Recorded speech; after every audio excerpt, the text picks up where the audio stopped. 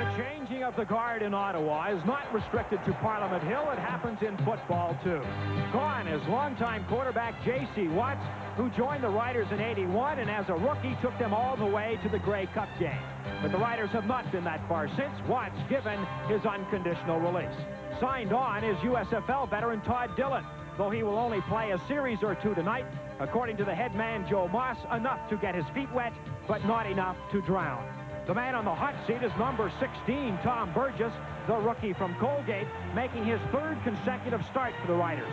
He has completed 49% of his passes, and tonight offers him a unique opportunity.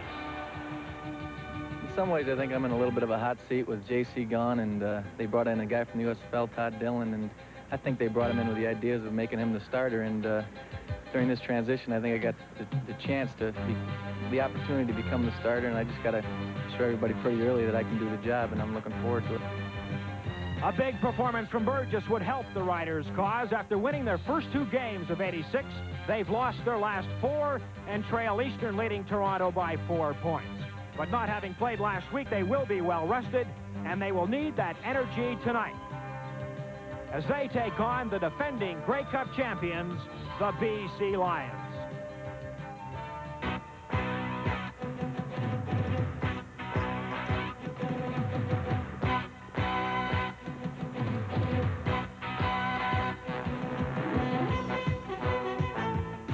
Live from Lansdowne Park in Ottawa, this is CTV's Friday Night Football. Saturday, the BC Lions were in Regina. The man who made the difference was Darnell Clash. He returned punts for over 200 yards, 66 right here late in the fourth quarter. He goes all the way. With Darnell Clash, the punt return has become the BC Lions' most potent weapon. My successful punt returns has been because of our last 4 games of outstanding coverage, and also my teammates doing an outstanding job, blocking for me. It's been really going well for us. And tonight's game would be a really difficult game because of the wind and how they punt the ball to me. And if not, I just got to do as I can and go from there. But I hope tonight they take the ball to me and the wind won't be a big factor in tonight's game.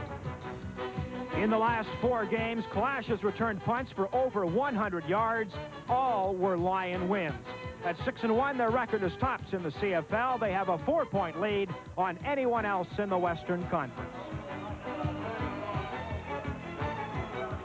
Tonight, they'll be looking for their 5th consecutive win, while the Rough Riders will try to snap their losing streak. They meet in the nation's capital. It is mild here this evening, but overcast and windy, and while a storm warning has been canceled, the forecast calls for rain. Hello again, everybody. I'm Dan Matheson. Certainly, Burgess and Clash will be in the spotlight tonight, but what kind of success they have will be determined to some degree by how they are defensed. For example, Ottawa punter Ken Clark is a wily old veteran. He just may give up some distance on his punts tonight to keep the ball away from Clash, angling it towards the sidelines, maybe kicking it right out of bounds. On the other hand, Burgess is a rookie quarterback. He's a youngster. The BC Lions have an attacking style defense. They will turn up the heat in the pass rush, and with the blitzing, they want to make his night just as miserable as they possibly can. For more on tonight's game, let's go upstairs. Pat Marsden and Leif Pedersen. Thank you, Dan. Hello again, everybody. You know, when you come to a park and one club has won 6 games, as the BC Lions have, and the other has won 2, like the Ottawa Rough Riders have, you would think this would be a mismatch. I'm not sure that it's going to turn out that way. Well, you know, there's no question the BC Lions are a favorite tonight, but, you know, you and I have been around long enough to know that when you predict a game to be a mismatch, you usually end up with a pretty good one in, and I might add that Ottawa can play pretty tough at home. Well, I don't think there's any question about that, and I think there's another very valid reason. This club in Ottawa is under the gun right now. I mean, Burgess has an opportunity to become the first-string quarterback. If he doesn't do the job tonight, he's not going to be.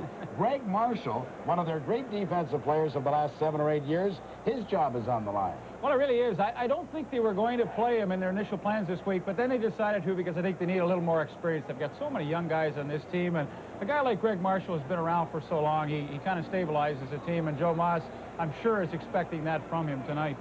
Well, those are our thoughts. Let's go down and join Dan. Thank you, Pat. As Darnell Clash told us a little earlier, it is windy. It is not constant, however. It is gusting, and certainly if the rain does come, the elements will become a factor tonight. The opening kickoff in just a moment. You are watching CTV's Friday Night Football.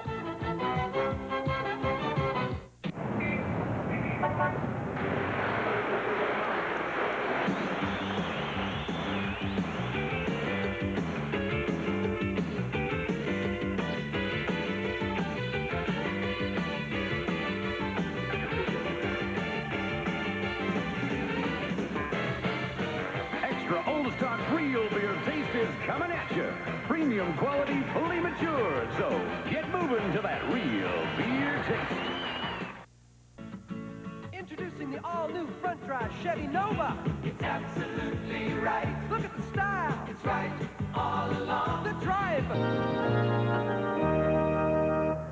Oh, Canada, our home and native land. True patriot love in all thy sons' command.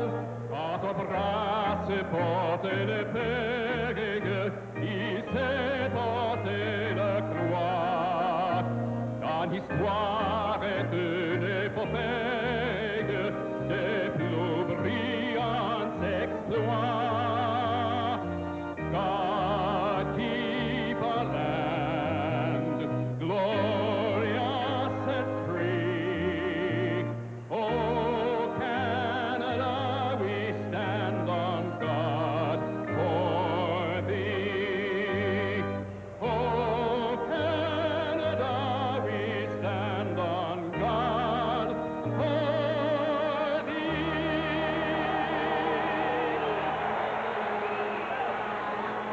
There's a look at tonight's officials. They will be headed by referee Ross Perrier. And the others will be working with them: Brian McKee, Ross Saunders, Ron Artell, Bob Sugden, and Alan McColeman. Crowd of somewhere, I would think, in the 24 to 25,000 range. The Rough Riders really had a surge of interest, strangely enough, when they cut J.C. Watts. It was weird. And I'll tell you what's a little strange right now. The BC Lions, as it is their prerogative, will kick off. You would think with the kind of return people that they have, that they might be interested in getting their hands on the ball, but the wind is going to be a factor here tonight, and they are going to kick off to Ottawa and hopefully put them in a hole. Well, when you've got such a good defense as the BC Lions do, I think it's a pretty good move. They've been very pleased with Jan Karinsky's kicking off this year, felt that that's really helped their ball club. And he puts this one deep to Reggie Butts at his 5-yard line.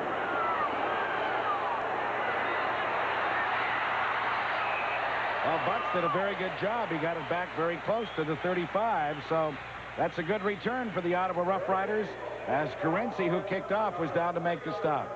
Here's the way the Ottawa Rough Riders will start tonight. Tom Burgess will be at quarterback, completing 49% of his passes. He has to play well tonight to keep that job. Lester Brown and Jim Reed. Lester was supposed to be cut earlier in the season. He's probably been their best ball player. Well, a receiving core, not a big group, 5'9", the tallest guy amongst those 4 receivers, but pretty quick. Burgess fires very quickly, and that's a good way to lose football games and lose quarterbacks, because the newcomer to that offensive set, Florindo Grilli from McMaster University, was hit right in the hands with the ball, and he dropped it. Pretty good offensive group there. Offensive line coach Bob Swift's done a pretty good job with these guys. They've only given up 17 sacks on the year, which ranks second in the league, so they've been pretty successful.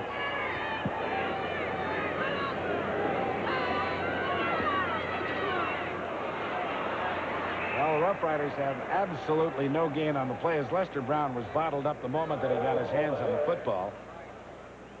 Yeah, they'll be called for a legal procedure, too. Florindo Grilli, number 26, jumped offside a little bit, and 2 bad plays in a row for the youngster. Yeah, it's too bad, and you've got to know that he's a little bit uptight. This is his first starting assignment. Very unusual name. He was actually born in Italy, though, I believe. I bet you the heart rate's about 160 when he's in there on his first series.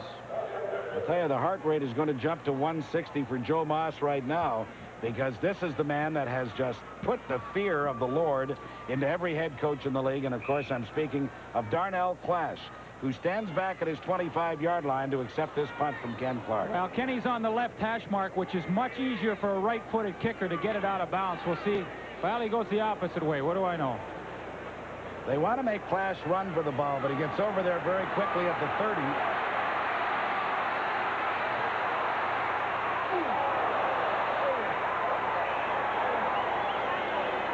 The Ottawa Rough Riders, Lamont Meacham, won't know if he's in Ottawa, Vancouver, or Rimouski because he was just completely eliminated by Keith Gooch on one of the outstanding blocks you'll ever see. Let's watch it. Well, these Gooch guys, is 18, by the way. Yeah, these guys work so hard to get Darnell Clash free. A good block by Scott Leckie, number 34, and Mike Hudson. There you saw the great block by Keith Gooch. And, you know, when you've got a punt returner of Darnell Clash's abilities, the blocking guys seem to work just that much harder. Unbelievable 14-yard return when it looked like he was going to lose about 7 or 8. He took the ball at the 30, retreated inside his 25-yard line, and ends up back at the 43. You know, it's funny, in a press conference yesterday, someone asked Don Matthews if his helping the special teams was a direct result in the really good play that they've had, and he said, no, the players are just doing it themselves. But anytime the head coach is involved directly with coaching, I think the guys give a little bit extra. So the BC Lions, with their first offensive series of the ball game, begin at their 44-yard line. And on the draw play, this is Keevan Jenkins. And he's upended at the 25-yard line. Just when it looked as though it was going to open up a little bit for him, he was decked.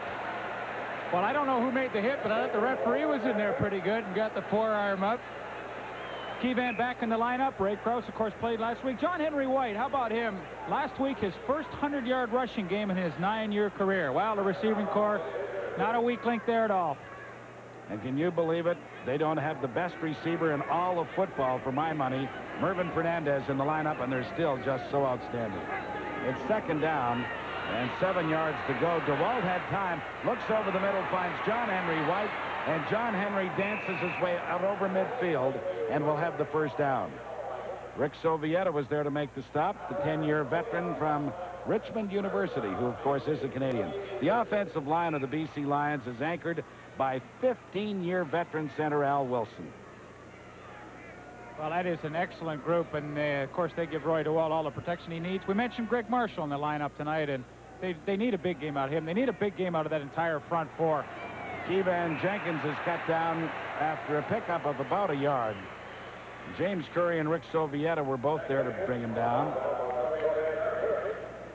So it'll be second down and, well, the better part of 8 yards to go. Yeah, Steve Harrison, sorry, Pat, 4-year veteran from the University of British Columbia, getting a chance to start now at that outside linebacking spot. He was a member of that great 1982 Vanier Cup team that they had. Teammate Peter Vandenbos was also on that team. Ball is at the Ottawa 52-yard line. We're scoreless.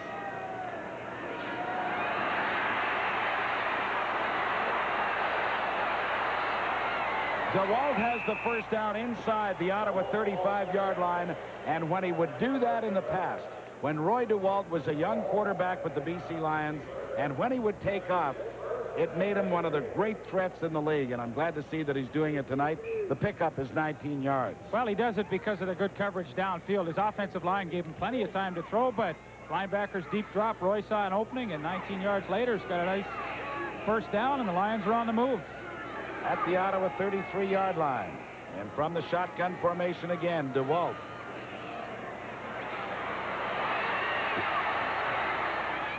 Fires it into the middle. He was looking for Jan Carinci, but Al Washington was there. The ball was behind Carinci.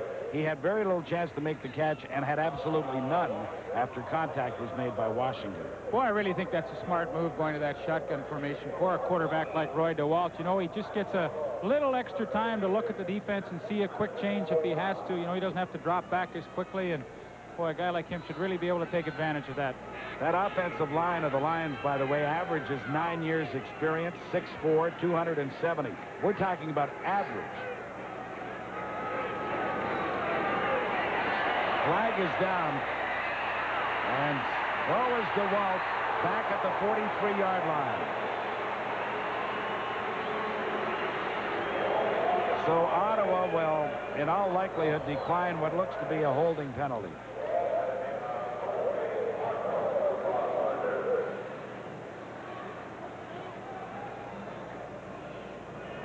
Well, there's the sign by referee Ross Carrier, holding the call, declined by Ottawa. Yeah, they're just far enough out, so Lou Pasaglia, I'm sure, will have to punt, but pretty good pressure that time. Number 76, Lloyd Lewis, up the middle, puts the initial grab on Roy DeWalt, and a few of the others finish him off, but they've got to have that tonight, some pressure from that front four. You know, coming in, they've had 25 quarterback sacks. That's 4th in the league, but they really have to have a big game there tonight. Pasaglia's field goal try is good from 50 yards out. There is a penalty marker down on the field. We'll find out about it when we come back. Tentatively, the score is the BC Lions 3, the Ottawa Rough Riders nothing. By Joe Moss's face, but his Ottawa Rough Riders are still involved in a scoreless ball game because the penalty was against the BC Lions. Illegal procedure was the call. They have moved the ball back to the Ottawa 48-yard line, and Louis Pasaglia, in all probability this time, will punt. And that's the formation that he drops back into. Boy, I thought he was going to punt the last time, but he hit that field goal from 50 yards, little breeze behind him. So on 3rd and 26 yards to go, Pasaglia puts it high, puts it deep, and it will go into the end zone, which will please the Ottawa Rough Riders, because now they'll get it out of the 35-yard line. Yeah, Louie's not too happy with that. He kind of slapped his hands together because he really wanted to nail them deep in the hole, but just couldn't do it. So the 68-yard punt goes for a single point, and the Lions jump out in front 1-0. But they moved the football well. Roy DeWalt did a good job of running it particularly.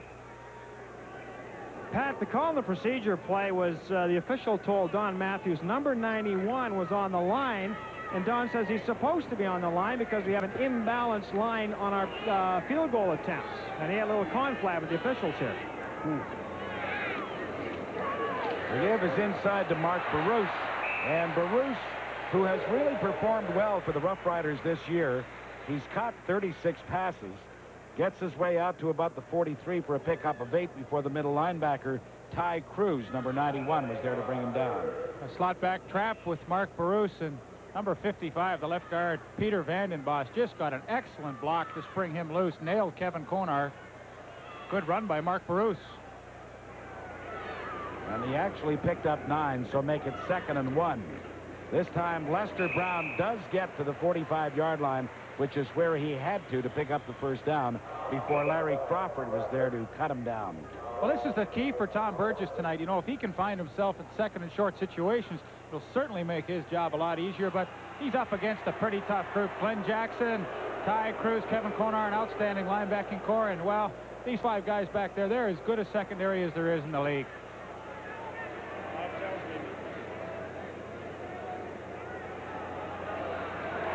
Well, they brought the yardsticks out, and it is, in fact, the first down for the Ottawa Rough Riders on the carry by Lester Brown. 8 minutes and 55 seconds left to play in the opening quarter. The Lions are out in front 1-0. Tom Burgess, the rookie from Colgate University, with that number 1 job squarely his to win if he can tonight at the controls for Ottawa. Well, a little early movement, wouldn't you say? But there may have well been Illegal procedure, Ottawa number 55. Peter Vandenbos, whom Leaf pointed out made such a good block on the previous play, was a little too anxious. Well, you know, those linemen get a little edgy when they see the blitz coming. No question. They were bringing everybody on that play, and sometimes you're thinking so much about the blitz you forget what the snap count is. And, you know, that's interesting. Donnie Matthews said yesterday we tried to sit back and play a little more conservative defense at times, but he said we always got caught. We didn't play aggressively enough. So tonight we're going to go back. We're going to blitz. We're going to do everything and be as aggressive as we can. Burgess going long, and it is picked off by the Lions. Nelson Martin with the interception off the deflection. Martin returns the ball to the BC 45-yard line. Well, really, that was set up by number 1, the cornerback, Darnell Clash. He's going to cut right in front. of Mark Lewis. He goes up, makes the tip, but watch how alert number 4, Nelson Martin, is from his safety spot. He sees the tip. They work on this all the time, and it finally paid off. Made a nice fingertip catch. The Lions lead it 1-0. We'll be back with their first down in a moment. General Motors' spectacular summer seat sale is here.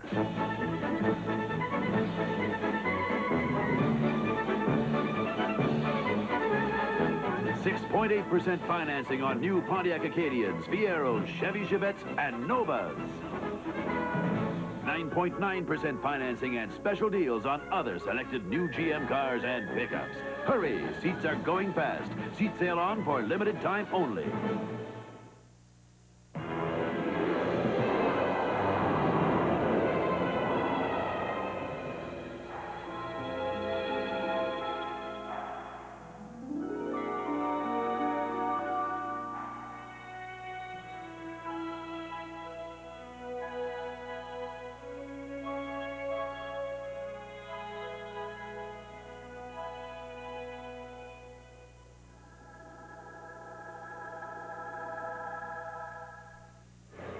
Nelson Martin, who really drew raves from head coach Don Matthews at the press conference yesterday, he said, "We tried to get Martin to play himself off this football team, and he just wouldn't do it." In other words, they felt that they could improve that safety spot, but they have improved it because of the play of Nelson Martin. DeWalt fires down the middle, and at the very last moment, Jim Sandusky fell, and it may well have been tipped by Al Washington. Yeah, Roy DeWalt, as he stepped up into the pocket as well, took a bit of a shot. Play action to try and hold Al Washington, but watch his drop. He's in the middle of your screen. He cuts over. I do believe he got a hand on. Yes, he did, and that's great range for the middle linebacker, Al Washington. 6-year pro, 4 years with the Ottawa Rough Riders, graduate from Ohio State. DeWalt got hit just as he threw the football. This is Jan Carinci. And Jan does a heck of a job, crosses midfield into Ottawa territory, and has the first down. Jan Carenci's really been a pleasant surprise for the BC Lions. They traded for him because they knew what potential he had to play every game as a starting receiver. Coming into tonight, 21 receptions, 1 big touchdown to win a ball game earlier in the year, but nice move there on number 38, Chris Ziegler, who's moved to that inside safety spot. Lamont Meacham is out of the lineup. Mike McIntyre is in. On the draw, this is Kevan Jenkins, and he gets to the 50 for a pickup of a couple before Rick Sovieta, who has been a very active linebacker tonight, made the stop. You know, you were talking about Jan Carinci. A lot of people seem to forget that he comes from a major league type football program at the University of Maryland, and he was a starter there. So the guy has great football credentials. Well, his problem was he just did too many things too well. Now they've let him just play one spot, and he's really done a great job. DeWalt swings it out, and trying to get to the outside was Kevan Jenkins, but Sovieta wouldn't let him go, and he hauls him down short of the first down. Ricky Barton was in on the play as well. Well, Kevan Jenkins, a pretty good bet to pick up the first down in the open field, but he's going against one of the best in number 25, Ricky Barton. One-on-one tackler, he's tough to beat. Leith, you're mentioning the injury to Lamont Meacham. This juggled defensive backfield for Ottawa will continue at least to the half. Meacham has had his bell rather badly rung. No diagnosis yet, but they're going to look at him a little more closely at halftime. He will not be back until at least the third quarter. Well, he took one of the scariest hits you can, that blindside shot on that punt return, and he really got nailed by Keith Gooch. Lions are going to go on 3rd and a full yard. This is Kevan Jenkins. He's got the first down, and he very nearly had a touchdown, except for Treg Songi, number 36. Well, BC's got such a huge offensive line, it's almost a foregone conclusion on 3rd and 1 that they won't make it. They go along the left side with John Blaine and Gerald Roper, but Kevan Jenkins made a great cutback. Watch the cut now. He sees a little crack. Al Washington overruns the play, and, you know, at the end here, if he'd flipped the ball to Jim Sandusky, he'd have gone all the way. The pickup was 16 yards. It's first down BC at the Ottawa 28. DeWalt looking, finally dumps it off to Jenkins, but again, it was just slightly behind him, and I think Jenkins took his eyes off the ball to look upfield and dropped it. Now, this is an area where BC have had their problems. There's Lamont Meacham. As we had suggested, poor Lamont really doesn't know where he is right now. Yeah, they picked him up on waivers from the Toronto Argonauts this year and played for them previously. Came to the league with Edmonton, went to Toronto, now with Ottawa. Got that long distance call. Yeah. 2nd and 10. Over the middle. It is complete. This is Carinci, and he's inside the 10 to about the 8-yard line. Ricky Barton makes the tackle to bring him down. Pickup is 21 yards, however. Well, we're going to have a great look at Jan Carinci here. Just taking on Chris Ziegler upfield, gets inside him with a good swim technique and come across nice pass. Now, this is Carinci's kind of football. Watch this. Just blast through everybody. Bodies flying everywhere. That's the kind of Jan Carinci football. The winningest coach in CFL history from a percentage point of view, Don Matthews. DeWalt's pass is caught by John Pankratz inside the 5 at about the 4-yard line. It'll only be a pickup of about 3 yards. Well, of course, on that play, you're just hoping that Pankratz can get the ball quickly and break a tackle and go in and score, but they really pick on the wrong guy, and Ricky Barton. It's funny, you were saying that was Carinci's kind of football. It's Ricky Barton's kind of. Oh, yeah, he loves that. Bodies flying every way, helmets cracking. Oh, those two love that kind of stuff.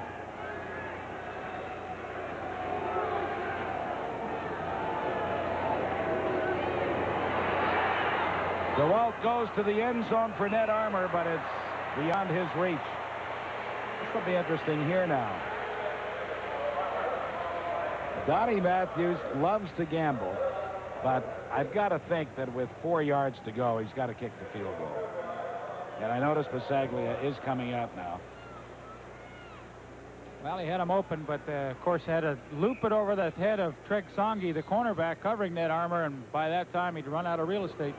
Hard to believe in this, the 8th game of the season for the BC Lions. Roy DeWalt has only thrown 6 touchdown passes. And Louis will try this one from the 10.5-yard line. It is good. So with 3 minutes and 30 seconds left to play in this opening quarter, the BC Lions have jumped out in front of Ottawa 4-0. We'll be back in a moment. Game, believe it or not, but the BC Lions have moved the ball at will up and down the field, yet they only have 4 points. So Ottawa's got to be pleased about that, as Lester Brown, 21, and Reggie Butts, 29, drop back to receive this kickoff from Jan Carinci.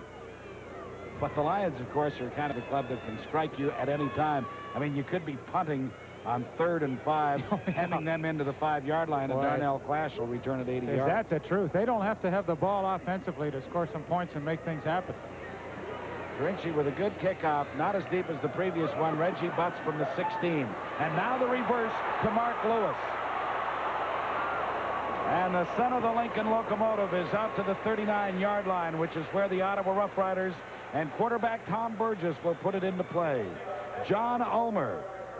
Well, there's another name familiar to football fans. Ed Ulmer, who performed both in Ottawa and Winnipeg, is his dad. John makes the tackle on this play. And he made a great play to make the tackle. He got fooled initially, but came and hustled all the way across the field and nailed Mark Lewis.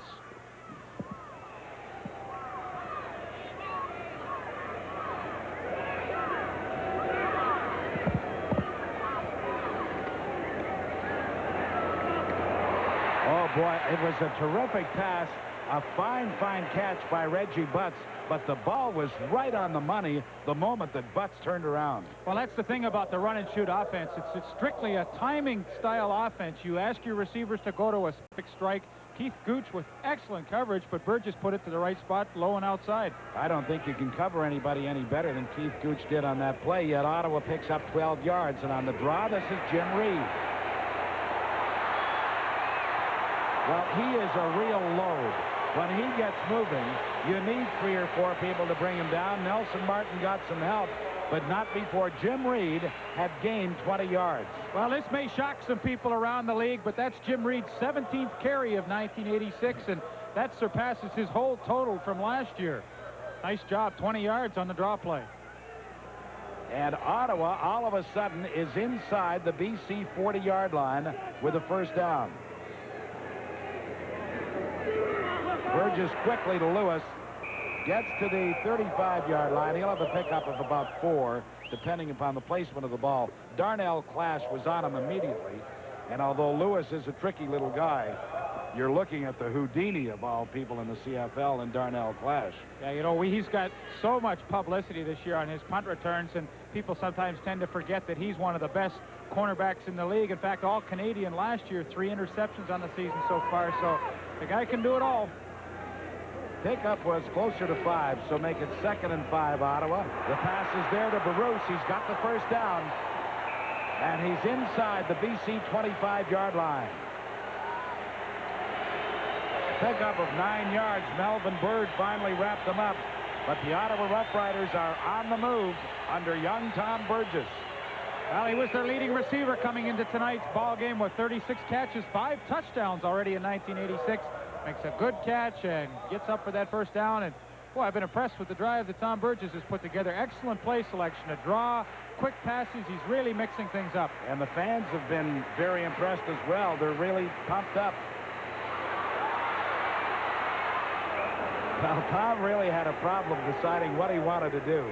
He wanted to throw the ball initially. Then he decided he thought he'd take off with it. And then all of a sudden, as though they came out of the turf, there were 2 huge BC Lions in front of him. Yeah, one of them was big old number 91, Ty Cruz, 7 years from Kansas State, and you're not going to fool that fella too often. No. But Tom you know, said, this is nuts. I mean, yeah, hit the turf in a hurry, or I could get injured out here. But listen, the fans like it. Burgess knows he's on the spot tonight. You heard him already. They figure Dillon's going to eventually be the number 1 guy. He wants to prove them wrong. On 2nd and 11, Burgess puts it there. The catch is made inside the 10-yard line. It'll be a first down for Mark Lewis, number 5. Lewis only had 15 receptions coming into this ball game. He's made 2 big ones here in the first quarter. Yeah, and this is one area they'd really like to improve upon. Both wide receivers only had 15 catches each coming into this game, but that time, another good throw by Burgess. He's keeping that ball low and away. No chance for the defensive back to come in and break it up.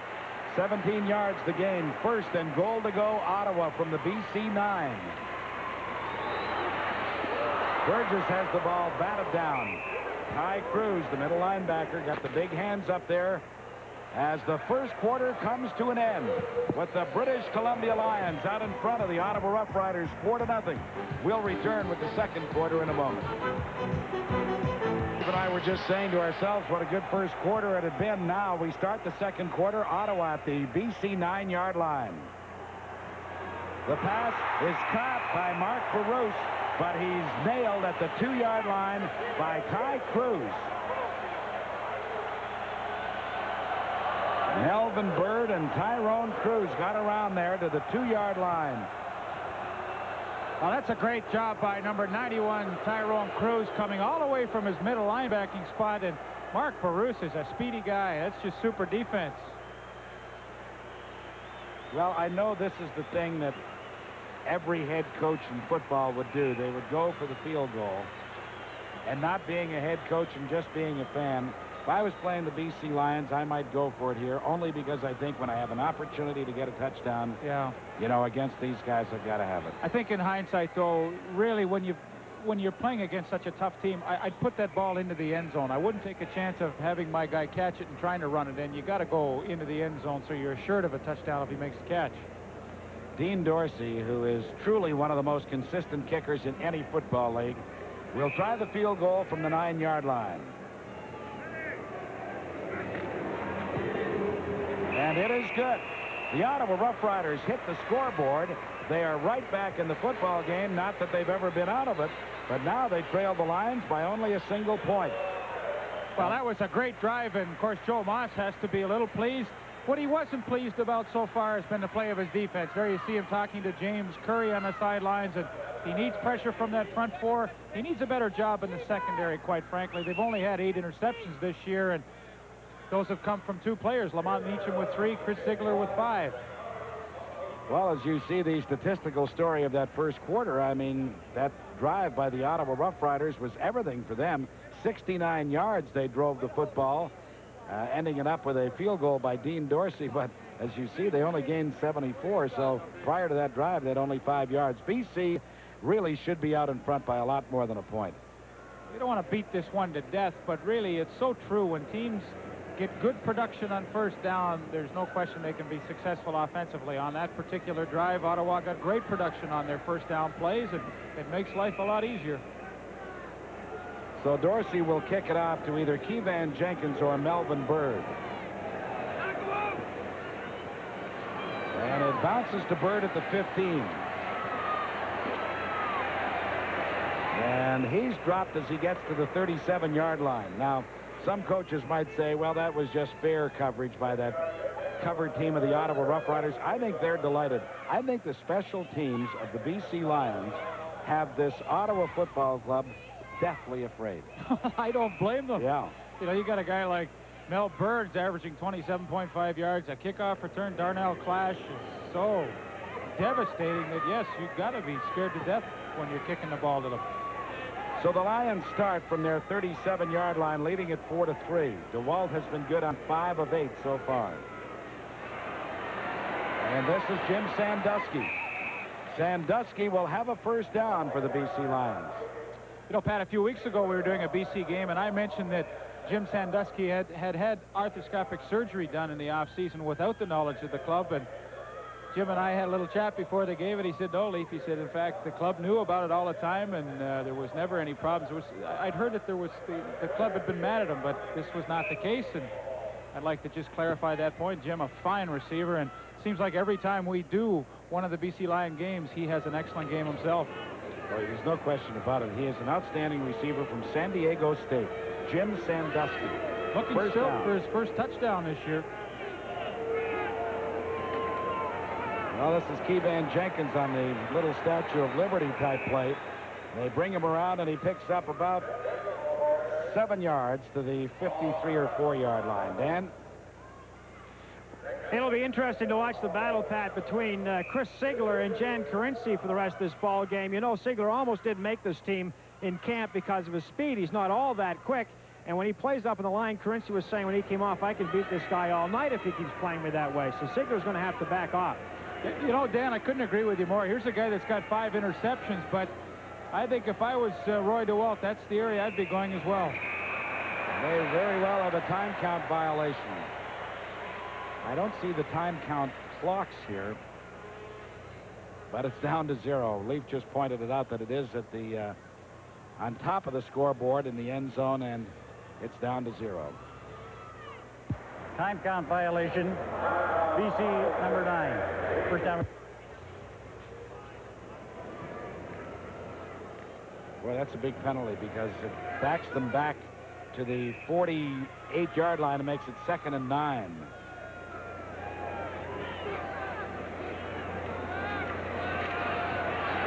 DeWalt sets up the screen to John Henry White. And John Henry crosses midfield into the Ottawa 52, and he'll be very close to a BC first down. Darrell Hall was there to upend him. Well, they set that screen up so well. Just let the defensive line come through and dump it off to John Henry. He picks up a first down. You know, he's averaging 9.3 yards every time he catches the football, and that's exceptionally good for a running back.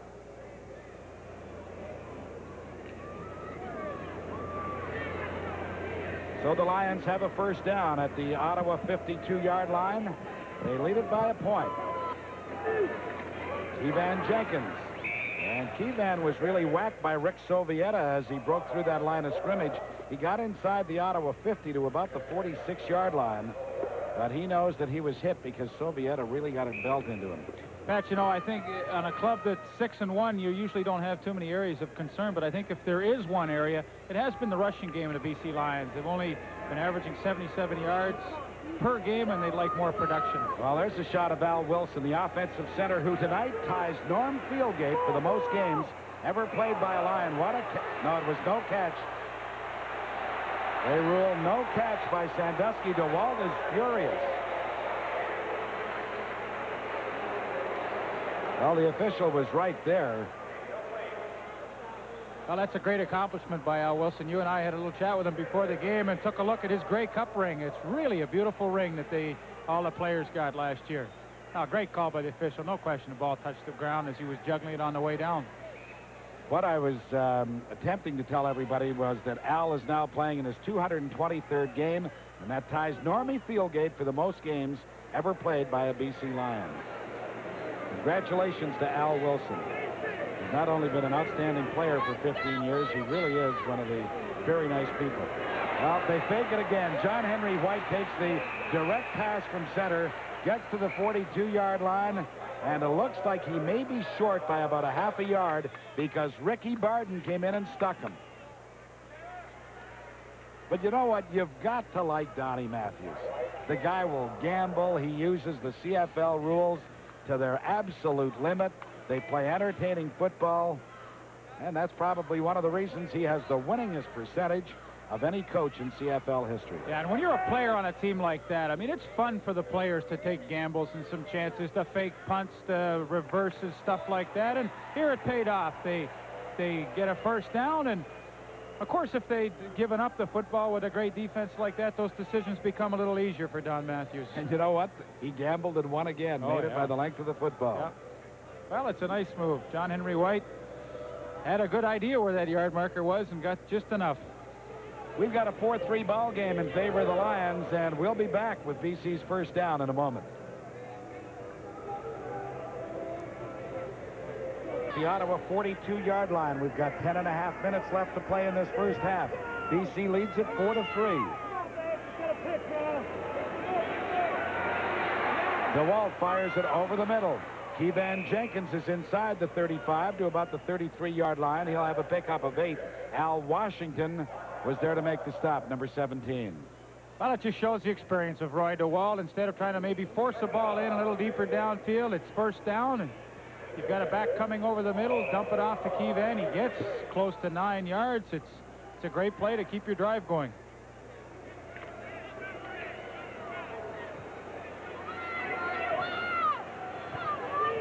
Second down. Let's make it 1.5 yards to go. First down for the Lions. This is John Henry White. He's got the first down and lots more. And John Henry, with Ricky Barden on his back, is down to the 15-yard line. Well, they do an excellent job along the left side. Gerald Roper, Al Wilson. Good block in there by Keevan Jenkins, and springs John Henry White loose. You know, we've mentioned this every time we see the BC Lions, but I mean, it really is amazing that John Henry has been with BC so long. It's not amazing that he isn't a great football player, but there's been such a turnover in personnel, particularly at that spot in the league. Touchdown, Jan Carinci.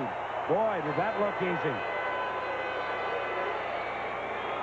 And was that pretty to see? Nobody there. DeWalt, just so cool, saw Carinci. Zappo, touchdown. Well, you heard Dan Matheson's report from the sidelines that Jan Carinci said, I can eat this guy up all day long. He gave him a little wiggle to the outside, cut underneath, and really does make it look easy.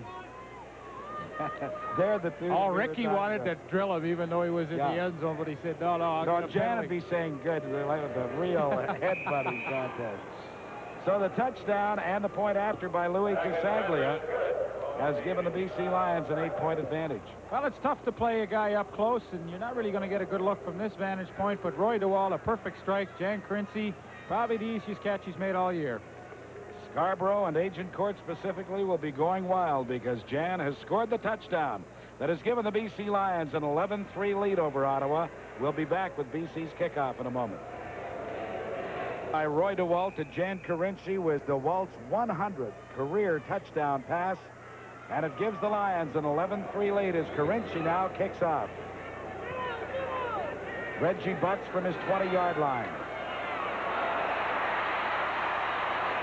Butts is over the 40 to the 43. There was a big seam there, and he was running with his head up. He saw it. He cut back across the flow, and he gets out over the 40. And now it's incumbent upon Tom Burgess, the rookie Ottawa quarterback, to answer that drive by the BC Lions. Very well-balanced attack by BC tonight. 13 passing plays, 9 rushing. DeWalt is 9 of 13 in passing, 98 yards, 1 touchdown. They've looked good. And so they should. They're the best team in the CFL at the moment.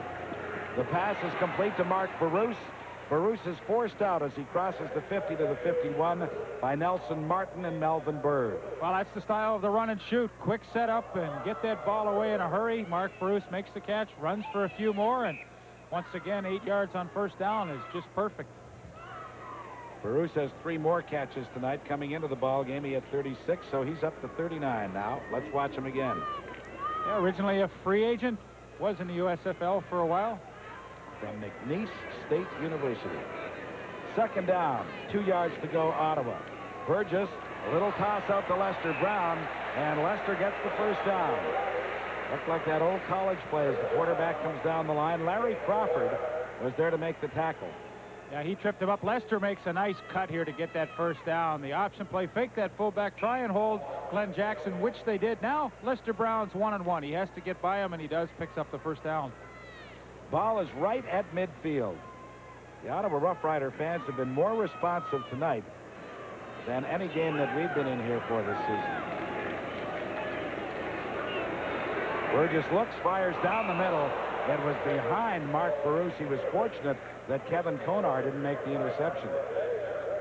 Pat, with the Ottawa offense looking pretty good once again for the second consecutive series. A couple of notes from the sidelines. One, Burgess says their offense is working the way they want it to, and they are not going to tinker, although they may run a little more often. Larry Crawford, meanwhile, BC defensive back, says he doesn't detect any changes except that Burgess is throwing the ball much better. And quicker. Yeah, he needs a big one right here because it's 2nd and 10. He got tripped up there. Jim Reed was trying to get loose on a screen pass, but the whole play was botched. Burgess tripped coming back from the center. Then Reed was all bottled up in the traffic, and as a result, he picks up 5 yards, but it leaves Ottawa 5 short of the first down. Well, you'll see number 50, the left tackle, Kevin Powell, come out and try and take on Ty Cruz, who reads the play so quickly, and that really, actually was Michael Gray that got out from his defensive tackle spot, but the play just never had a chance to develop. Ottawa has been fortunate. They've only had to punt once tonight to Darnell Clash. But they have to do it right now.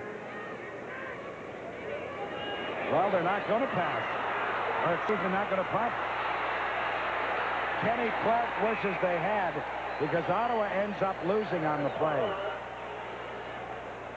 Kenny should have kicked the ball because he took that as a lateral pass, and he still could have kicked it. But there was penetration so quickly. Watch this. Well, when you're a tricky team yourself and you run a lot of fakes, you're always looking for the other team to do it, and you're very alert. Good point. It's an 11-3 ball game. The BC Lions out in front of Ottawa. We'll be back in just a moment.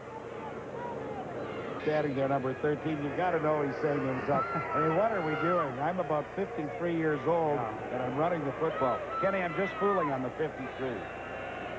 14 years in professional football. He says, enough of this running work. John Henry White was the ball carrier. Ron Engelson, number 64, and James Curry, 78, were there to nail him just as he got beyond the line of scrimmage. Pat, the gamble didn't work by Joe Moss on 3rd down there, but I think you have to take chances like that. Sure. When you're an underdog coming in a game, you can't try and play straight up with BC and expect to win. You got to take your shot when you get it. I couldn't agree with you more. It is 2nd down, 9 yards to go for Roy DeWalt in the shotgun.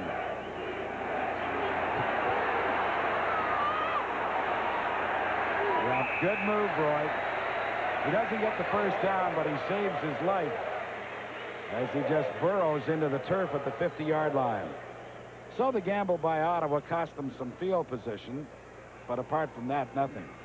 Good coverage downfield that time. Roy DeWalt, discretion the better part of valor there, tucked it under his arm, ran, could not pick it up, but Ottawa secondary's done a good job, and of course we've had the injury to Lamont Meacham, so he's out of the ballgame. Mike McIntyre in. Let's have a look at Jim Sandusky. Darrell Hall, number 24, the cornerback, all over him. No place to go. Pasaglia's punt is a short one as it bounces at the 23 and then rolls out of bounds at about the 17 or 18-yard line. Yeah, I'm disappointed they don't field those punts. You just gave them an extra 10 yards. You've got to use your speed, come up and make that catch. The problem is, I think they were respecting Pasaglia so much that they couldn't get to the ball because he kicked it short. Kicking it, well, the wind has really died if you look at the flags. Ottawa exhibition, Central Canada exhibition is on here at Lansdowne Park. It hasn't changed since I was a boy. Still got the same hamburger stands, too. And let me tell you, they got the fast 20 out of me at the old Crown and Anchor, a game like they get every year. Tyrone Cruz and Nelson Martin were there to make the stop on Lester Brown, who picks up 3 yards on first down for Ottawa. This is an area, of course, that Ottawa has to be conservative in because the BC Lions just live off turnovers in this area of the field. Well, they're the leaders in that category this year. You see the wind really has died down, but they're a +10 in the takeaway giveaway category. So you're right, Pat. It's a dangerous area to operate in. Burgess is going deep in behind us. Lewis, he makes the catch down at the BC 37-yard line. You know what? That was a real athletic move by Mark Lewis. He was backpedaling. He had to adjust to the football, and he made the catch. Yeah, and Darnell Clash is hurt, too, on the play. He was covering on that 53-yard long bomb, but watch the great throw by Tom Burgess. He kind of does it off his back foot. And what a great arm he has. Nice catch, too. Take the ball at its highest point. That's what Mark Lewis does. Picture perfect. If the pass is 4 yards deeper, it's a touchdown because Lewis is in behind them. Well, they don't beat this guy too often, Darnell Clash, so let's have a look and see what happened. Well, he just got caught watching the quarterback and didn't see Lewis slip in behind him. You know, you've got to have a sixth sense of watching the quarterback and the receiver. That time, he just got caught, and he's down on the field, and he's hurt. You see him grabbing his knee just as he goes down there. Might be just a cramp, though. I hope that's all it is. But, you know, it's funny. We were sitting around the hotel today talking about the game and about the personalities. And the point was made that Mark Lewis really hasn't done a whole lot since coming to the Ottawa Rough Riders from the USFL. But on that one particular play, he really impressed me because I thought that was an extremely difficult catch. Now, you're a receiver. Am I making more of the catch than what it was? I mean, he's running backwards, trying to adjust to the football. You know, it's not that tough a catch, but what is tough is keeping your concentration because all of a sudden you're turning and you're backpedaling and you see two guys coming right in your face mask. You want to take the ball at its highest point so you get your hands on it first, and I thought he did a great job. Now watch how he goes out, get the hands up high, take it at its highest point, and then tuck it in. Oh, that was a good play. Well, listen, you know the guy's a good receiver. He caught 75 passes last year for the Denver Gold in the USFL, so you don't do that by fluking it.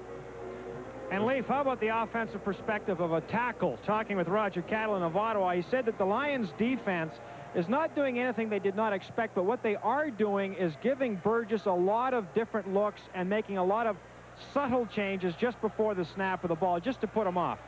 Well, I think they do that with the run and shoot to mess up the timing because you want to get the ball off quickly. If Burgess hesitates with trying to read a coverage, that can be all the time that they need to mess up the play.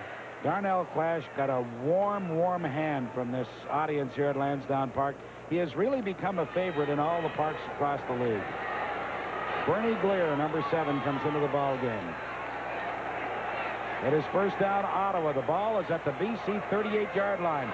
Quickly to Mark Barousse, and he's touched down by Kevin Konar as he gets to about the 32, 33-yard line. He'll be close to 4 or 5 yards. Once again, I like the call. Hit him quick and let him try and catch some yards. Joe Moss must be pleased tonight. You know, offensively, they've been pretty good all year. It's the defense that he's worried about. They've moved Larry Crawford to the corner in place of Darnell Clash.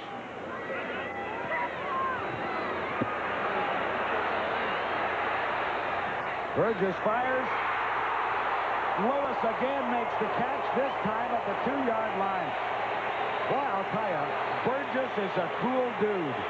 And he finally found the one guy who was open, Mark Lewis, for a gain of 32 yards. Yeah, once again, a broken play, and Tom Burgess gets outside of the pocket, and that's where he becomes very dangerous. You see Ty Cruz in pursuit, but once again out of the pocket. And that's just a great throw on the run. Nice adjustment by Mark Lewis, and he just got in a soft spot with Larry Crawford out on the corner. Nelson Martin couldn't get over to make the play. The Ottawa Rough Riders have the ball at the BC 1-yard line. What a drive this has been. 2 big plays. Lester Brown, touchdown, Ottawa.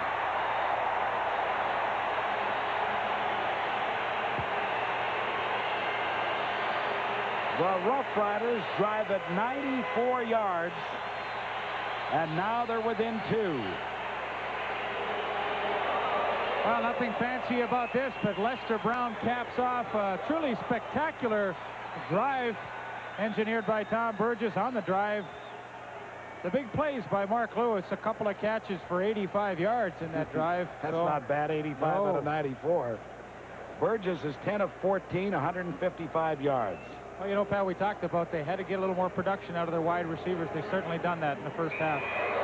Dean Dorsey has made this a one-point ball game. And the crowd at Lansdowne Park is loving it. A standing ovation for the Ottawa offense.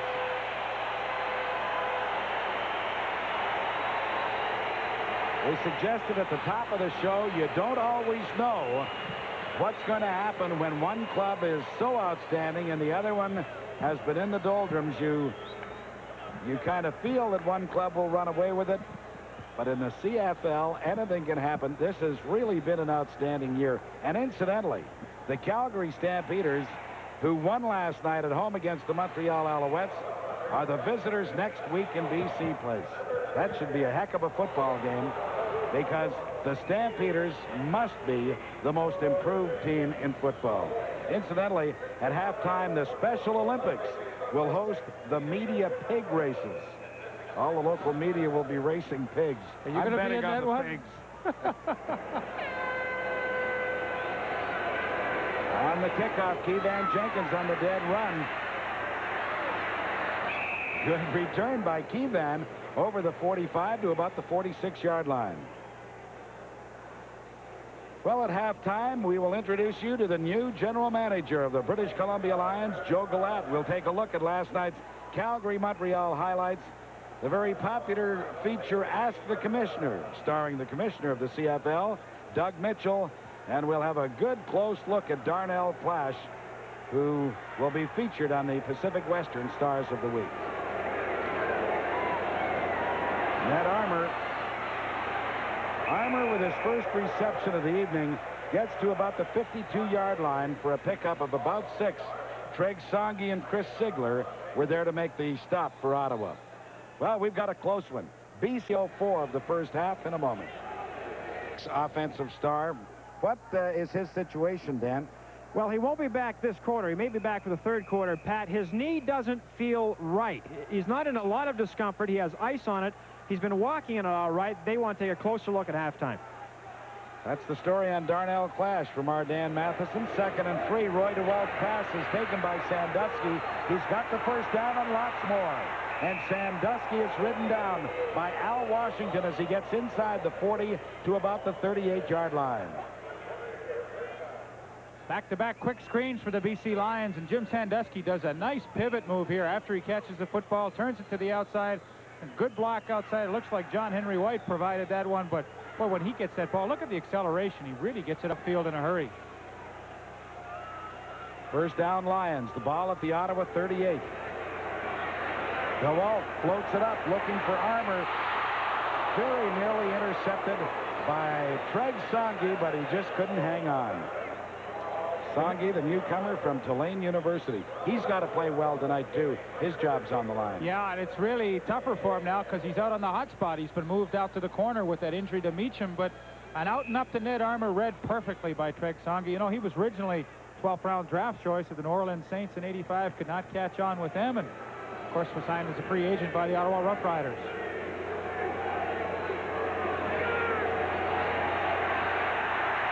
DeWalt is dropped all the way back at the 53-yard line. James Curry, his 8th sack of the year. Well, here's a guy that's really bounced around the CFL in his short career, but every team he plays for, he seems to really play well. This is his 7th sack already in 1986, and it comes at a most opportune time when BC looked like they were putting a pretty good drive together. I mentioned that it was his 8th. Really, the reason I said that is he had 6.5 sacks coming in. In other words, he was part of a sack earlier. I don't know this half stuff. I don't like this crazy, half. Yeah, but I didn't want to cheat him out of that half sack, so I said it was 8. What happens if you finish the year with just half a sack? Well, you finish with no money because you'll have been cut. Mark Lewis dances at the 24-yard line, but can't get anybody to take him home, obviously, because he doesn't get anywhere.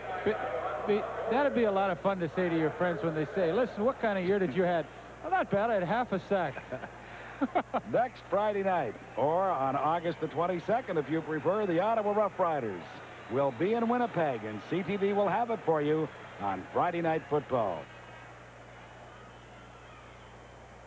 It doesn't get too easy for Ottawa, does it? BC one week, go out to Winnipeg the next. Well, they can take solace in the fact that everybody has to play the same teams. Yeah, right. But back-to-back, wow. Ricky Barton, the injured ball player, I don't think he's injured too bad. He looks like he'll be all right. Well, you know, last time we were here in Ottawa, I made a comment about the civil servants. It was prior to a holiday, and I had said tongue-in-cheek, hopefully with some jest, that the civil servants had probably left town the day before the holiday and wouldn't be back until a week later. Well, there were some civil servants who didn't think that was a particularly hilarious comment. It's never been suggested that you have to have a sense of humor to work in the civil service. Nevertheless, we are not here to insult those fine people. And if you were insulted, I apologize. But really, loosen up, fellas. I mean, life is too short to be that serious about everything. Anyway, it is Ottawa Rough Riders with the ball at the 24-yard line. Well, the pass is completed in sensational fashion to Clorindo Grilly, number 26. But he'll only gain about 3 or 4 yards. Well, Clorindo originally drafted by Edmonton. Well, there's Ricky Barton on the bench. Now, they've got to get him healthy. They're working on his knee as well. Interesting. The defensive backs are going down like flies tonight. Meacham's out. Darnell Clash is injured. And now Ricky Barton. I want to tell you about Clorindo Grilly in a minute when we have a chance. He picked up 5 yards, so make it 2nd and 5. Burgess, hits Lewis coming across the middle. A pretty play.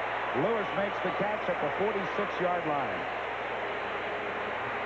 What a big night for Mark Lewis. Yeah, he's having a great night, and they were hoping that he would get on track. Let's have a good close look at him. He's working against number 28, Larry Crawford. And Larry originally came here as a cornerback, so the position is not strange to him. But, you know, it was a good pattern, but an even better throw by Tom Burgess. He's really been sharp. Lewis has caught 5 passes for 125 yards tonight. Gives Ottawa first down at their own 47-yard line. This one is picked off by Kevin Konar. It was intended for Mark Barousse. Barousse is furious. He felt there should have been a pass interference penalty. But he can do all the talking that he wants because the BC Lions have the football. Well, we're going to have a good look at this. I didn't think there was interference. He steps in front and makes an excellent play. Picks off his 2nd pass of the season. Well, they have a great group of linebackers. Glenn Jackson, Ty Cruz, Kevin Konar. 3rd turnover by the Ottawa Rough Riders tonight, and it's a big one because with 1:17 left to play in the half, the BC Lions have possession at their own 45. Again, the screen, this time to Ned Armour. And Armour tried to get outside, does to the 53, but Chris Sigler made sure that he didn't get a really turned up field and made the stop. Yeah, I think old Ned should have cut inside instead of going outside. All the blocking, they were trying to kick everybody out, but Ned decided he wanted to try and use his speed and couldn't get by Chris Ziegler.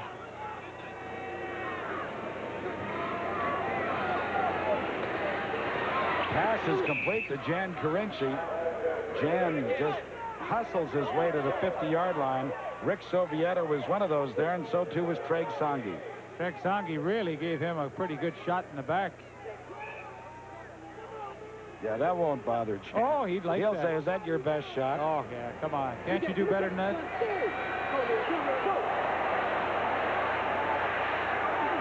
Well, Roy did a wise thing. He picked up what he could, got out of bounds, stopped the clock at 49 yards. There was very good coverage by that Ottawa secondary because DeWalt looked and looked and just couldn't find anybody coming free. And Jan Carinci really threw a devastating block when Roy DeWalt rolled out, and he got number 83. I believe that's Michel Bourgeot. It sure is, and he just drilled him as he was in pursuit. You'll notice Ricky Barden is back in the ball game too. The story on Ricky is he has slightly stretched knee ligaments, and this series really is just a test for him. There's a chance he might not come back, but he looks all right now. Oh yeah, Ricky, I mean, they'd have to lacerate the tendons and everything else for him to miss the play. And they're running out of defensive backs. They're down to their last one and bringing Mike McIntyre in, so this is a time where you really, unless you're half dead, you got to stay out there. Ricky Barden, as Michel Bourgeot leaves the playing field. Ricky's been in the CFL for 6 years now from North Carolina. Not a big guy at 5'9", 185 pounds, but he loves to whack people. Eastern All-Star last year. So DeWalt managed to pick up about 4 yards. It's second down, 6 yards to go. 49 seconds left to play in the half. The Lions are leading it by a single point.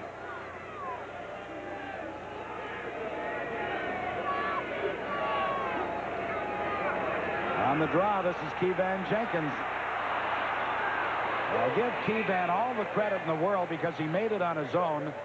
Danced left, danced right, finally spotted a little opening and gets inside the 40 for a pickup of 8 yards and another BC Lions first down. And now, of course, they're within field goal range for Louis Pasaglia.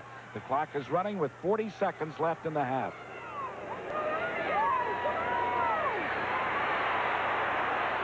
DeWalt fires. Ned Armour makes a great catch. The ball was behind him. He adjusted to it, reached back, hauls it in inside the 20 at the 19-yard line. A couple of injured Ottawa Rough Riders. Number 78 is James Curry, and Greg Marshall is very slow getting to his feet. And Armour just made a super catch, reaching back behind him. As Pat mentioned, Greg Marshall down. And boy, they really have run into some injury problems tonight defensively. Greg Marshall from Oregon State. He's been in Ottawa for 8 seasons. Many, many times an All-Star.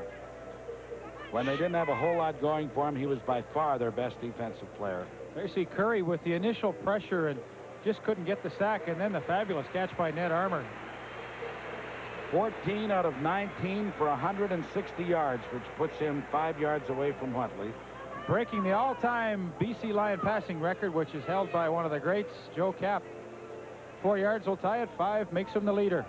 We're talking about Roy DeWalt as you take a look at Greg Marshall, who appears to be all right now as he leaves the playing field. You know, Cleveland originally drafted Roy DeWalt in 1980 as a running back. He said, I don't want any part of this, so he came signed with the BC Lions, where he's done a great job as their quarterback. It's first down as they give on the draw to Keevan Jenkins, and Keevan just hustles his way down to the 10, and they'll probably spot the ball at the 9-yard line with 14 seconds left. I do believe they still have a timeout left if they choose to use it. 14 seconds is worth 3 plays. Boy, have they moved the ball on this series, though. DeWalt's pass, touchdown, Jan Carinci.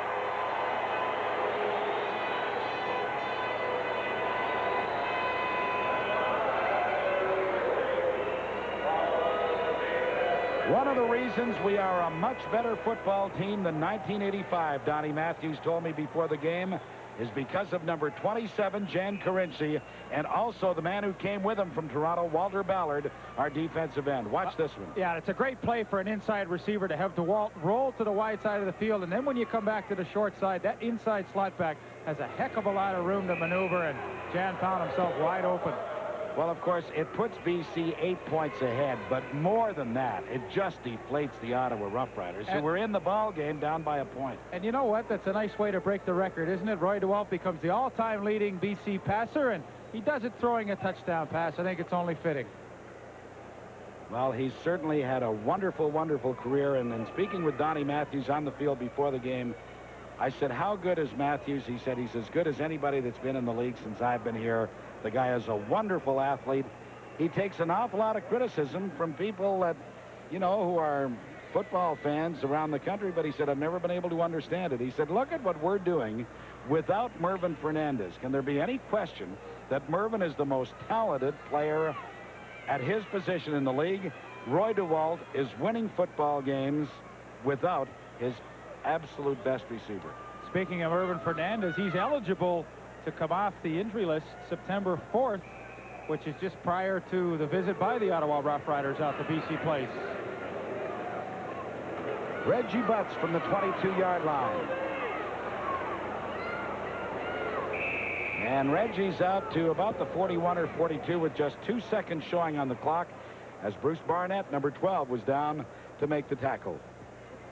Roy has hit 6 receivers tonight on his way to completing 15 of 20 pass attempts for 169 yards, and both touchdown passes went from Roy DeWalt to Jan Carinci. So Tom Burgess, who has played well for Ottawa at quarterback tonight, has 2 seconds to see if he can put this ball in the end zone. Burgess has been good on 12 of 17 for 178 yards. Unfortunately for him, he's had 2 interceptions. Well, Ottawa doesn't take any chances. They just get Burgess to go down on one knee, and that does it. The first half has come to an end. It's been a very entertaining 30 minutes of football. The British Columbia Lions are out in front of the hometown Ottawa Rough Riders, 18-10. We will talk with the new general manager of the BC Lions, Joe Galat, during the CFL This Week segment of our upcoming Carling O'Keefe Sports, the CFL This Week. Hello again, everybody, and welcome back to Ottawa, where the BC Lions tonight are playing their second game under their new general manager, Joe Galat. Of course, every CFL fan knows Joe. He did have a similar position, along with some coaching duties once upon a time in Montreal, and he joins us now to talk about the switch from La Belle Provence to the West Coast. Joe, you're kind of in a difficult situation, really. You're taking over a ball team that has terrific attendance at the gate. It's a championship team. It's a team that's winning now. If anything goes wrong, they're going to say Galat did it. Well, I don't mind that. I would rather be in a situation like this because we got a fine young team, and I think the fellows on that ball club are genuinely interested in winning. They're doing a super job. The front office is in solid shape. I don't mind the challenge. You had a very different role in Montreal. You had to sell tickets. You were rebuilding, bringing in new players. Now it's kind of a tinkering and keep it going process for you, isn't it? Well, that's the thing. You know, I've left behind in Montreal some good friends and some fine football players, but I guess in sports you have to move on, and I feel like this situation is probably the best in all of the league, and Bobby Ackles called it the best job in the CFL until he went to Dallas, and now it's the best job in North America, so it is a challenge.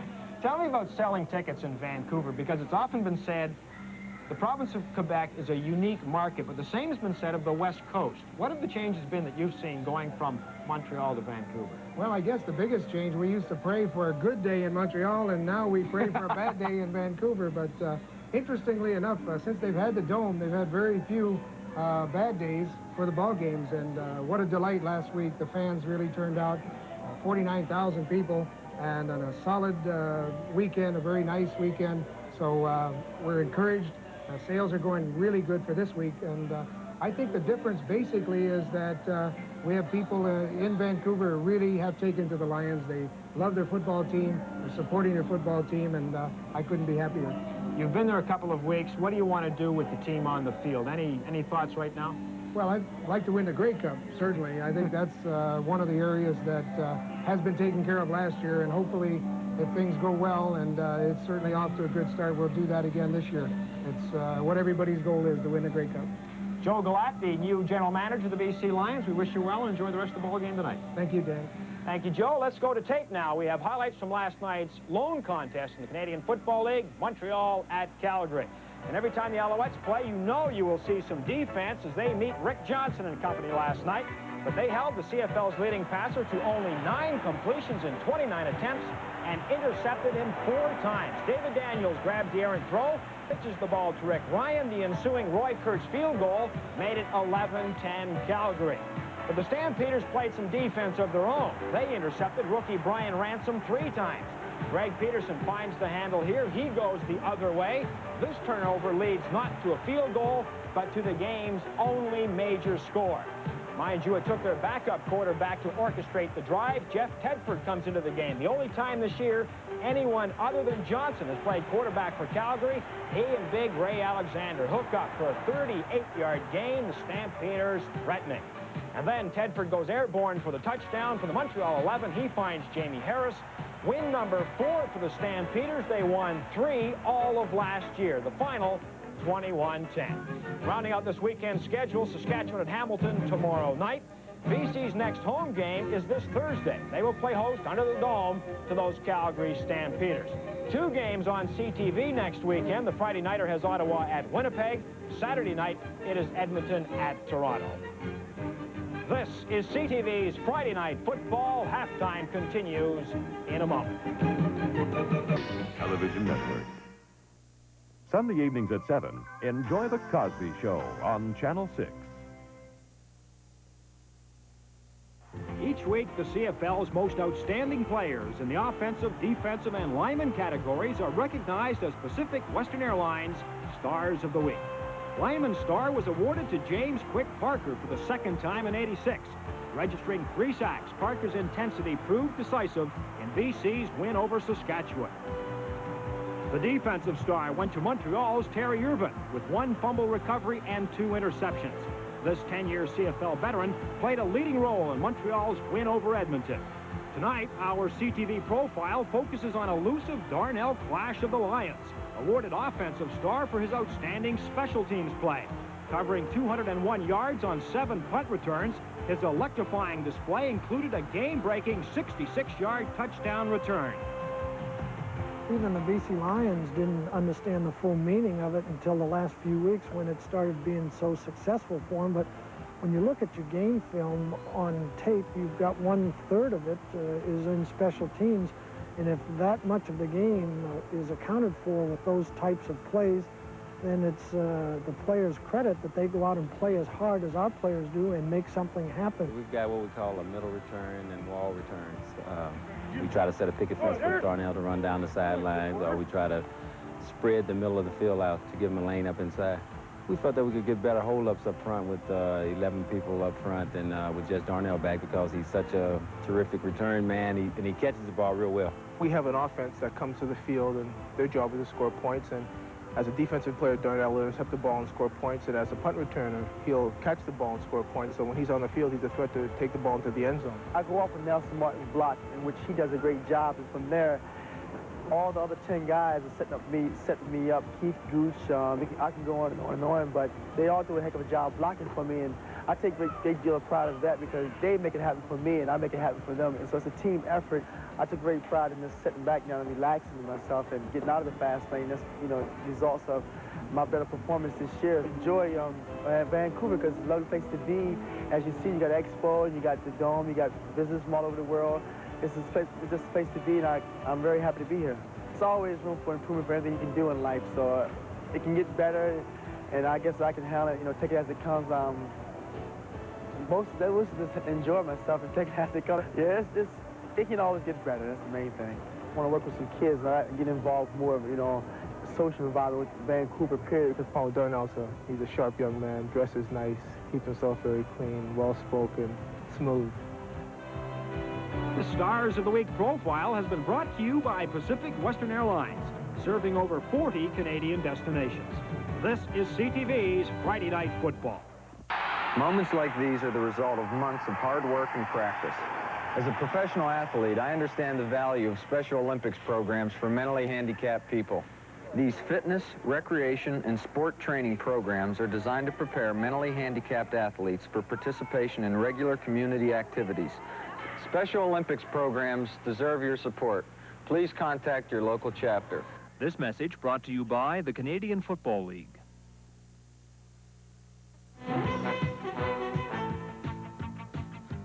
The most obvious difference between American football and the way it's played in Canada is that we have 3 downs in this country instead of 4. And today's question for Ask the Commissioner comes from Vancouver, BC. Lou Balla writes, has the CFL ever considered the implementation of a 4-down system during its history, and what were the reasons it was turned down?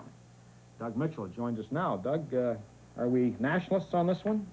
Well, Dan, we looked at it on the basis of our market research when we went to the fans a year and a half ago and asked them whether or not they thought that would be a progressive change for us, and it came back on the basis that 80% of the fans polled were in favor of keeping 3 downs as opposed to 4. You've got the possibility in the next few years that you might have to go metric. Would you go 4 downs if you had to go metric? No, I don't think so. I think we'll stay away from 4 downs. The other part of it, I think, that came back very emphatic was that the fans felt that the 3 downs was a much more exciting offensive game than running the ball a lot on 4 downs. So I think we'll stick with the 3 downs. So there you go, 3 downs in the Canadian Football League, and we will continue to put the ball in the air in the CFL. If you want to ask the commissioner, here's the address by which you can reach Doug Mitchell. Yeah, I think that's very interesting. I've never actually spoken to the commissioner about that 4 downs thing, but I was really interested to hear that 80% of the fans polled said no, they want 3 downs. There's a look at the statistical story, and it really does show you what a very good first half. We were entertained by both these teams here for the first 30 minutes. 18-10, BC Lions lead it. Leaf, I enjoyed it, and I'll tell you, the ball was in the air a lot. There were some great catches and some big interceptions, too. There were, and the fans at Lansdowne Park really enjoyed this first half. But, you know, the BC Lions have so many weapons. You know, you think maybe of Jim Sandusky or Ned Armour as the big guns, but Jan Carinci, who turned out to be such a dependable receiver for them, had 2 touchdowns in the first half. This is his first one. He made a great move to get in behind Chris Sigler, and that got the BC Lions off to a good start at this point. They were ahead 11-3, but the Ottawa Rough Riders came storming back, and really it was the Mark Lewis show because he made a couple of great catches in this first half. In fact, he had 5 catches for 125 yards, but a great throw deep downfield by quarterback Tom Burgess. Nice catch by Mark Lewis, and 53 yards later, he made the big play. A couple plays later, it's Mark Lewis once again. Now, Larry Crawford's in at the corner spot because Darnell Clash was hurt on that last pass play, and Mark Lewis just kind of sneaks himself into the open area, makes the catch, and gets it down to the 1-yard line. The next play, Lester Brown took it in for the touchdown, and Ottawa was back in the ballgame. The only mistake, really, that Tom Burgess made in the first half was the interception right there to Kevin Konar. Well, the BC Lions and the Ottawa Rough Riders. The BC Lions and the Ottawa Rough Riders.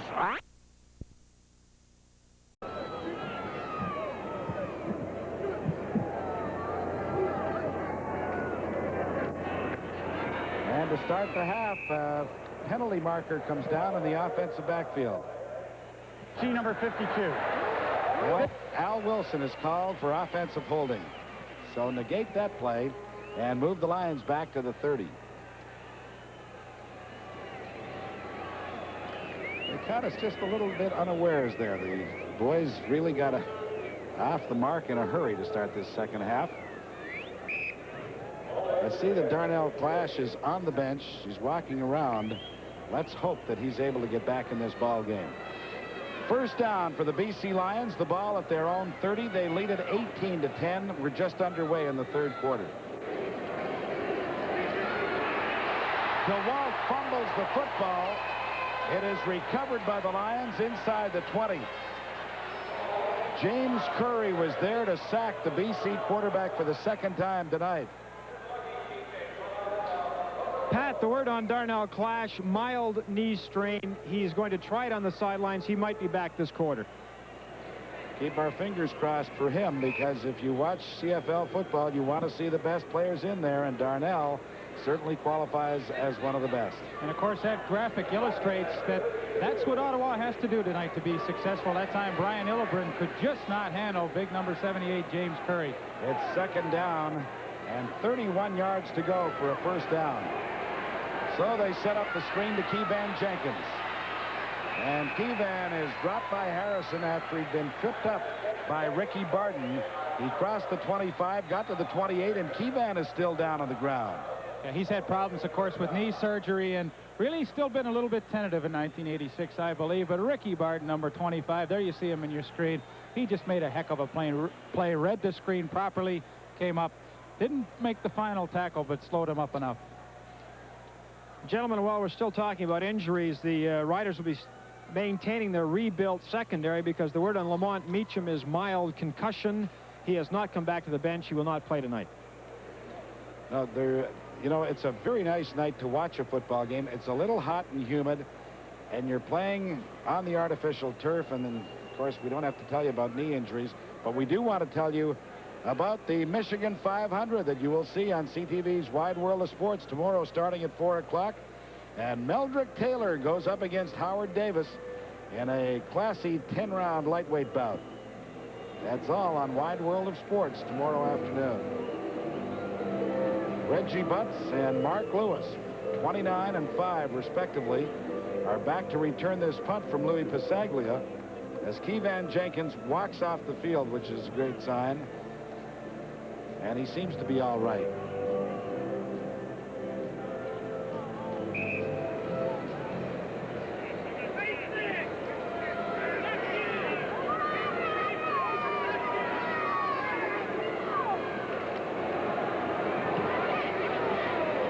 Good high twisting spiral. Butts takes it at the 42. Oh, he was rocked. Ricky Barton threw a terrific block for the Ottawa Rough Riders on Gerald Roper. But it was Jan Carinci who came down and made the stop on behalf of the BC Lions. But the Riders have to be pleased. They've got the football back in decent field position at their own 41. They were able to contain the Lions on that first series. Boy, do you think Jan Carinci's into this game tonight? A couple of touchdowns, made a tackle on the opening kickoff tonight, and that time down makes the tackle on the punt.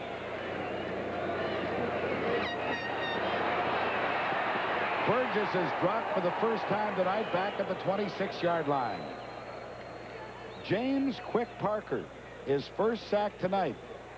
I haven't really noticed James a whole lot in this football game, and yet he's one of the greatest of all time. Well, that's their first sack on defense tonight, and Rick Klassen got a little help as well. James Parker, I guess that's what you call a half sack. They got to share that one. You know, it's funny. Donnie Matthews was telling me, on this team, the players motivate each other. In other words, he said the coaches don't go in there and rant and rave. It's the various units that motivate each other. There's great pride on the team. That's evident. You know, they win all the time.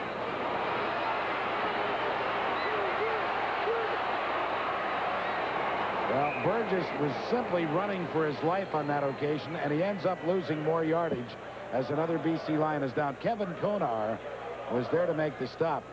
Boy, there have been as many vicious peelback blocks tonight as I've seen all year. That time, Michael Gray, 77, just got drilled. Number 40, James Parker, in his pursuit, got drilled by Lester Brown. There's Keevan Jenkins on the sideline. Boy, they don't want to lose him tonight. He's such a big part of their offense. Looks like he's been able to shake off that injury, and he'll be back. Leaf, he didn't get any sympathy when he came off the field. The first player to meet him was Ned Armour, who gave him heck for getting in his pass route. Darnell Clash is in the ball game and is back at the BC 37 awaiting this punt from Ken Clark.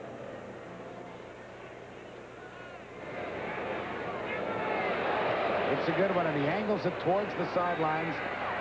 Clash takes it at the 38, and here's the reverse to Melvin Bird. But Ottawa covers it well. He's down at the 42 by Mike Hudson, number 73. But the Lions will have good field position. Hey, Mike Hudson just makes a tremendous play. They've got the reverse on Mel Bird. He's a sneaky, elusive runner. But watch 73. Mike Hudson really trips him up initially, but forces him back to the inside where he gets some help. So the Lions continue to lead the Rough Riders 18-10. We'll be back in just a moment. Welcome back to Lansdowne Park in the nation's capital. I'm Pat Marsden along with Leif Pedersen and Dan Matheson. The Lions lead the Rough Riders 18-10. BC with a first down at their 42. Keevan Jenkins was hit as he got the handoff. In very quickly was James Curry, number 78, to make the stop. Dan?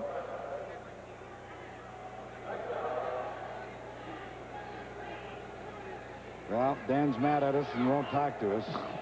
Let me simply tell you that it is second down and about 9.5 yards to go because Curry stood Keevan up right as he got to the line of scrimmage. Oh, there's a good hit. Now, is this a fumble? No, they rule it an incomplete pass. John Pankratz was the intended receiver. There was really a collision, and the ball popped out immediately. So it simply goes as an incompletion. Pat, you can't play defense any better than that. When you're a linebacker and you're playing zone coverage, you try and squeeze those lanes down as tight as possible. That time, Steve Harrison and Rick Sovieta did a super job. Pankratz got his hands on the ball, but they just drilled him and knocked it loose.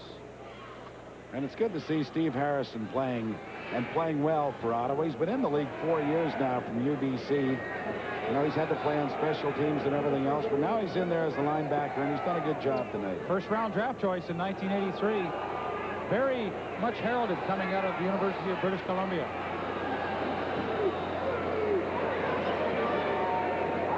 Lewis is back to his 19-yard line. Oh, what a hit. The ball out Ottawa really bought themselves a break on that occasion.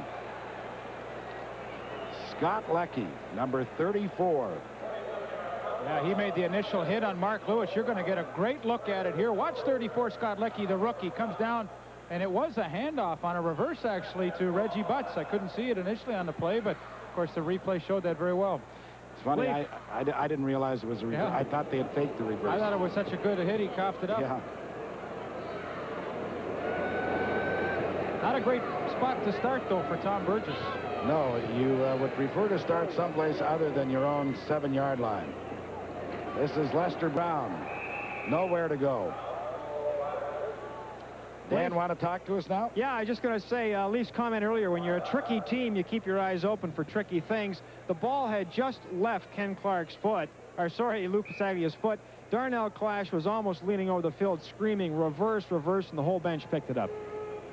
Well, you know, he's so smart. He probably saw 29, Reggie Butts, sneaking down the sidelines, getting ready to peel around behind, and alerted his teammates. It's 2nd down and 10 yards to go for Ottawa. Burgess going to have to put it up. Does to Mark Baruch. Baruch coughs up the football. Ottawa cannot fall on it. BC does. They'll have a first down inside the 15-yard line. We mentioned it earlier. You don't want to make mistakes against the BC Lions because they'll jump on you. Tyrone Cruz is going to come up with a fumble recovery, but Mark Baruch makes a nice catch, good throw, but you've got to hang on to the football in your own territory. Melbird, number 10, locks it loose. Lester Brown can't come up with it. But watch old number 91. He comes in, and the Lions have a big break. They also have the lead 18-10. We'll be back to see if they can add to it in a moment. Keep offensive and defensive game stars after the game. That man's got to get some consideration. Ty Cruz has played well here tonight. First down for the Lions from the Ottawa 13. Well, guess who they were looking for? The fellow who already has 2 touchdowns tonight, Jan Karinci. Well, it so often happens, you know, when you're up against a really tough team like BC, you have a tendency to beat yourself. That interception we showed you on the halftime highlights by Kevin Konar led directly to Jan Karinci. 2nd touchdown. Now a fumble recovery by Ty Cruz deep in Ottawa territory has BC knocking at the door once again. This may be the biggest defensive series of this ball game for the Rough Riders.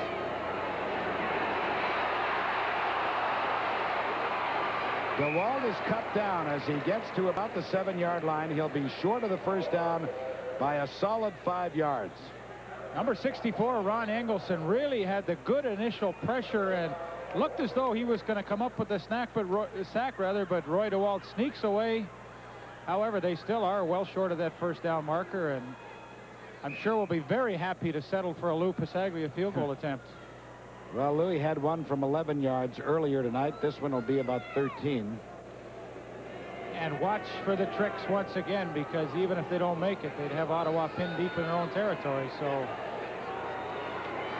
now Louis goes through. It is good. The British Columbia Lions now lead it by 11 points with 8 minutes and 50 seconds left to play in the 3rd quarter. You know, all that tricky stuff, too, on the kicking game when you fake punts or maybe fake field goals really messes up the defense. So you just don't come after those kicks as hard as normal because you're waiting for something to happen. So it really affects all kinds of things. There's a man that they are really talking about in this town, Todd Dillon from Cal State. You won't find his name in this book yet, but let me guarantee you that it'll be there next year. If you want one of the best facts and figures books on any league in any sport, this is it. CFL 86. You can get it by writing to 1200 Bay Street, 12th floor, Toronto, Ontario, $14.95 plus $3 in handling. Or you can buy it at most bookstores from coast to coast in this country. Bit of news from the sidelines, Pat. It seems that Chris Sigler has re-injured a hamstring that he hurt a month ago. He's nursing it now on the sidelines. But if he goes down, that means the Riders are out of defensive backs. And the word we get from the coaching staff is that they would then switch to 4 linebackers and go with only 4 backs. Greg Miller would see action as the 4th linebacker. Thank you, Dan. That's what will happen if Sigler cannot continue. Karinci's kickoff is going to be hard to handle. Well, it wasn't, as a matter of fact, for Lester Brown. And Lester just hurdles his way over the 40 to the 43. It wasn't an end-over-end kick. It's the kind that can bounce crazily. Fortunately for Brown, it bounced right into his hands. And he took off heading north and south and gets it over the 40 to about the 41.5-yard line. And Todd Dillon, who arrived in camp this week after general manager Don Holtby went to Los Angeles and babysat him all the way back to Ottawa to make sure that nothing happened to him, that he didn't go astray, is in at the quarterbacking position. The handoff is to Jim Reed. Reed is over the 45 to about the 46-yard line. Well, one of the reasons why they're so happy to have a guy like Todd Dillon join their team with a 3-year contract is that he was with the Houston Gamblers in the USFL, and they ran the exact same offense, that run and shoot, so he's very familiar with it. Of course, the terminology will change a little bit, but he's the kind of quarterback they feel can really move this offense. And the only reason people may not be familiar with the name is because he played behind Jim Kelly, who was the regular quarterback. But this kid played 6 games last year, and in every one of those games, they scored more than 30 points. Oh, look at that. I mean, you can tell he has run this offense, not with this personnel, but certainly the offense, because the moment that Mark Lewis made his cut, the ball was there. He picks up 18 yards. Yeah, he read it perfectly. He swings Lester Brown out. Now, if the linebacker goes for Lester Brown, that means he goes to the quick post. Now, if the linebacker stays back, he dumps it off to Lester Brown. So they really play a game with the defensive personnel, and you can see how familiar he is with that offense. First down, Ottawa at the BC 46. See, again, he just dumps it off. This time to Clorindo Grilly, and Grilly is inside the 40 to about the 38. Ty Cruz, the middle linebacker, moved across to make the stop. But again, that's another healthy gain on first down of about 8 yards. Clorindo Grilly, originally drafted in 1984 by the Edmonton Eskimos, could not make their team, had a year of eligibility left, so he went back to McMaster, played another year, and now, as a free agent, has been able to crack the lineup of the Ottawa Rough Riders. Have a couple of drinks and say that name 5 times no in a hurry. way. No, he makes it tough on us. Second down, 2 yards to go. Todd Dillon is the quarterback. He hands the ball to Lester Brown. Lester gets back to the line of scrimmage, no further. Well, now we're going to have a little pushing match between Kevin Powell and Keith Gooch. I don't like Keith's chances of winning that one. No. At about 5'10" and 170 pounds, as opposed to 6'4", 265. Okay, on 3rd and 2, they leave Todd Dillon in.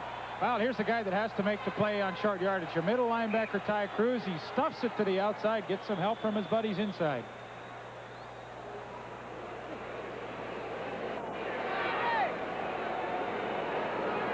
Now the Riders at BC is protesting that Peter Vandenbos, who went down on one knee, they suggest that he's not doing it legitimately.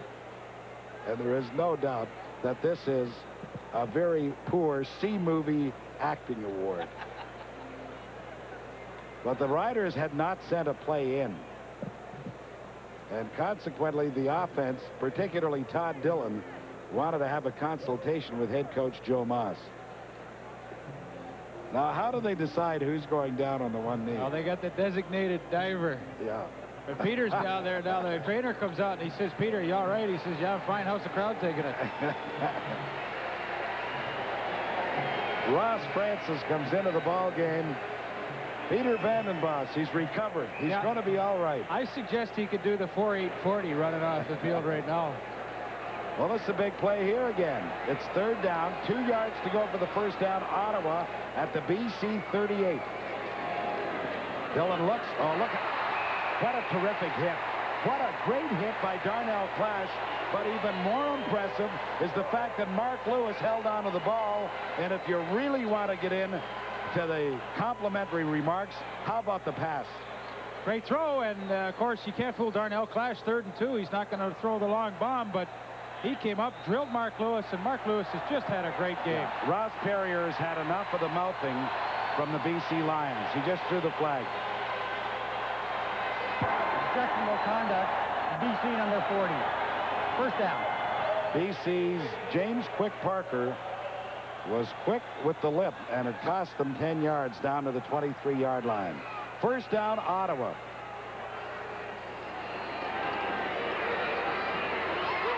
Well, that one was just slightly underthrown for Todd Lewis. 3 passes do not a career make. but you can tell the guy knows what he's doing with this offensive scheme. Todd Dillon, I'm talking about.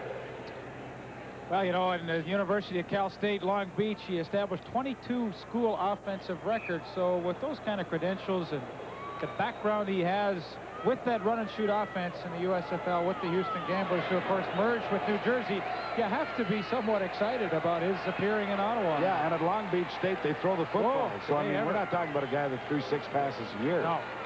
Good point. There's a flag down on the field. This is a great defensive play by Larry Crawford. If it stands, he will have 38 career interceptions. That will tie another Norm Fieldgate record for most ever by a Lion. Now, was there interference on the play? And if it was it against BC? Let's see. Yeah, there's another flag down, too, because when Larry Crawford went out of bounds, somebody took a shot at him, and I'm sure defensive pass interference, BC number 28. Objectionable conduct, BC number 28. Well, now... Well, I guess it was retaliation when Crawford took the shot, but he's hurt. Yeah. First of all, let me explain the penalties. There's defensive pass interference called against Larry Crawford. There's also objectionable conduct called against the Lions. So look what this does. It puts Ottawa inside the 10-yard line with a first down and 4 minutes and 56 seconds left in the third quarter of a ball game that the Lions lead by 11. Larry Crawford's still down on the field, and that means number 7, Bernie Gleer, gets back into the lineup. And boy, there's been a lot of injuries to the defensive backs tonight. The record for Larry Crawford will have to wait. Yeah, it'll wait. And he made a super play on the ball. He jumped, made the catch. Actually, it was a pretty good pass. It was just barely underthrown. And Larry's all right, and he's walking off under his own steam. He's been a great player since coming to Canada. Hard to believe, 6 years ago from Iowa State. Well, he played his option out at one point and went to the San Diego Chargers, I believe, and couldn't catch on. Went to them in '84, couldn't catch on, came back to the BC Lions, and they welcomed him with open arms once again. And he's a great player and a great guy, too, fun to chat with. Yeah. And there's no, you know, people can't say, well, he didn't make it down there. There are situations which create you not being able to make the play. Oh, that's so true. Dillon's pass, he drilled it right in to the arms of, let's see, who is that? I think it's Glenn Jackson, number 37, the outside linebacker. But, well, that's a couple of passes already that he just seems to have a little bit of tunnel vision, picks out his one receiver, and then doesn't really see what the defense is doing. There's Glenn Jackson stepping in front and could have very well had an interception.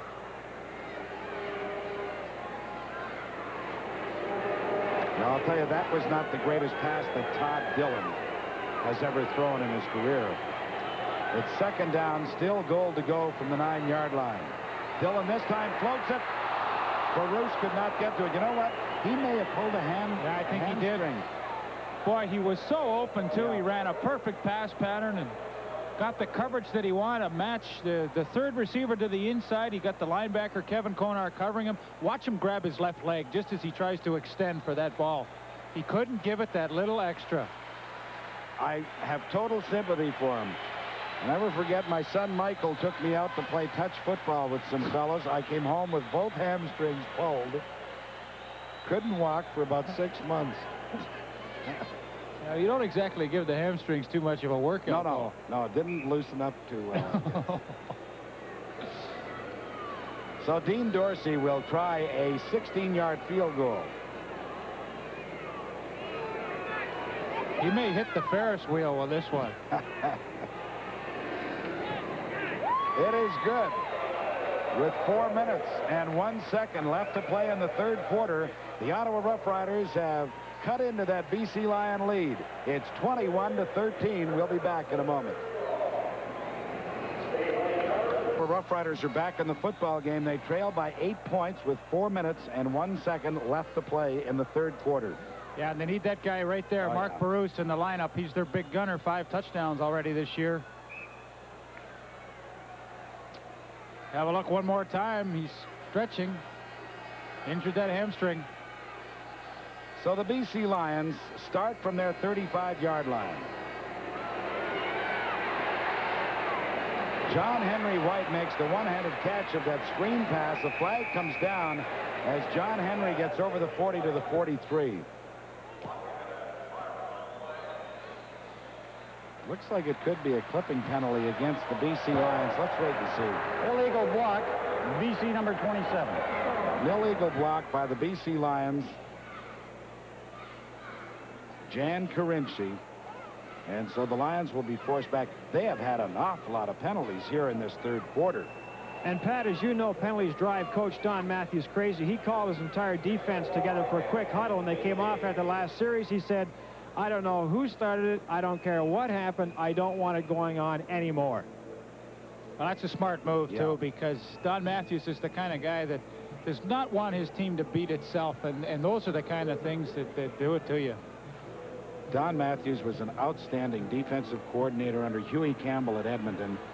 He knows all facets of the game, but if there's one thing he really understands, it's defense. He understands the psyche that goes into making good defensive players. And let's face it, the players know what he's accomplished.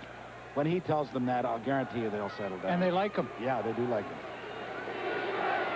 Lions are back to their 25-yard line. 1st and 20. John Henry White, well, just as well he didn't make the catch because he would have been zapped immediately. Oh, and he took a tremendous hit from number 76, Lloyd Lewis, came in with the pressure, but it was the old KG veteran, number 66, Greg Marshall, that really made the play. He read the screen. He got the big arms up. Roy DeWalt had to pull the ball back, and the play was over. I think it's Roy that's down. Yeah, oh no, Roy is down. James Curry's a little down, but watch the hands go up. There's 66 Grant Marshall on your screen. He wants to throw the ball, but he just can't. He has to pull it back, then it's too late. Takes a shot right in the ribs from number 76, Lloyd Lewis. Here it comes. The helmet goes right in there. Wow. Oh, 78 came from behind, too. James Curry. That was probably the hit that really did it. And some bad news. We got some bad news on the Ottawa bench, too. It looks like Mark Bruce is gone for the game. He has a badly pulled hamstring. Still with the medical report, linebacker Al Washington has stomach cramps. Yeah, I can't remember a game where more people have gone down. 23,000 and change here at Lansdowne Park tonight. Well, one of the luxuries that the BC Lions do have is an extremely capable backup quarterback in number 11, Tim Cowan. How many times have we seen him come off the bench, whether it be due to an injury to Roy DeWalt or in relief, and just have some outstanding games? Pat, you and I remember last year in Hamilton. Oh, wow. He and Jim Sandusky just put on a clinic. I think he was the offensive star of the week that week. Yeah, I know he was the star of the... Well, I know he was certainly the star of the game. No, yeah. He was certainly the star of the game. Sure he would have been. And so he gets a chance to play, but unfortunately it's at the expense of Roy DeWalt.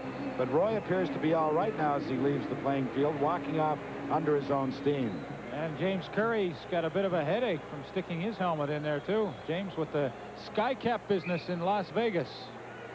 I think this is a little more profitable. Well, Craig Songy was a class act there. He just walked over and obviously said something comforting to Roy DeWalt. So Cowan with his first play hands off to Keevan Jenkins. And Ricky Barton was blocked to the outside. Consequently, when Jenkins made his cut, he ran right into Barton. Well, Barton really strung the play out. He fought the block to the outside, and he said, the only way Keevan Jenkins, if he's going to get around me, it's going to be back into the middle where I'm going to get a little help from the rest of my defense. You watch number 25 at the top of your screen, Ricky Barton. He's really played an excellent game on defense tonight. He's blocked, force him back to the inside, force him back. Now Keevan says, well, I'm going to go wide. There's Steve Harrison with some help. Good defense. Ottawa's played well tonight defensively. A couple of bad breaks with the turnovers. Well, don't look now, but they're going to have the ball somewhere around their own 50-yard line. We've got 2.5 minutes plus left here in the third quarter, and they're only trailing by 8 points. Yeah, you can hear a buzz in the crowd. Yeah. They can sense that good field position could result in something here. This is Mark Lewis. Makes a nice cut and gets to the 50-yard line. Well, it's going to be a fun place at BC Stadium Thursday next when the Calgary Stampeders come to town.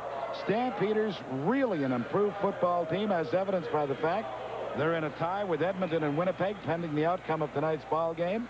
But, I mean, what a turnaround for Calgary. They won last night. It gives them 8 points evens their record at 4-4. And if there's a dark horse in the CFL, I think the Stampeders may surprise even more so down the stretch. Dillon throws, looking for Grilly. Neat little defensive play by Mel Bird. Undetected, he just gave him a little push with his left arm. You know, Clorendo Grilly, as a matter of fact, is going to learn when he gets a little more experience. Boy, that's a mouthful, isn't it? But, you know, when he saw that ball being overthrown by a little bit, you can't keep watching the football. You've got to put your head down, pump those arms, and run hard for 2 or 3 more steps to get that little extra speed. Then put your head up and try and make the catch. But when you watch that football all the way leaving the quarterback's hand, you can't run at full speed. Well, that's something that I suspect he'll learn with. First sack of his CFL career registered against Todd Dillon by Bernie Jones. Well, let's make it Benny. I think he'd appreciate that. Yeah. Benny Jones, I thought we'd see him a little more in the first half, but really tonight what they planned to do was to go with 5 defensive linemen. You know, they've come east. It's a little muggier here than it probably is in Vancouver. They got the 3-hour time difference. So in order to keep everybody fresh, Don Matthews told us that Benny Jones would be inserted in there for that pass rush. Not to knock other CFL coaches, but it seems to me that Matthews is prepared in everything he does. He knows he always prepares for the uncertain things that can happen. He's a great football coach. And this is a good kick by Kenny Clark. He's forced Darnell Clash right to the sideline. Darnell picks it up at the 19 and then is forced out. Well, that's a great job by the 14-year veteran Kenny Clark. Outstanding punt with no return.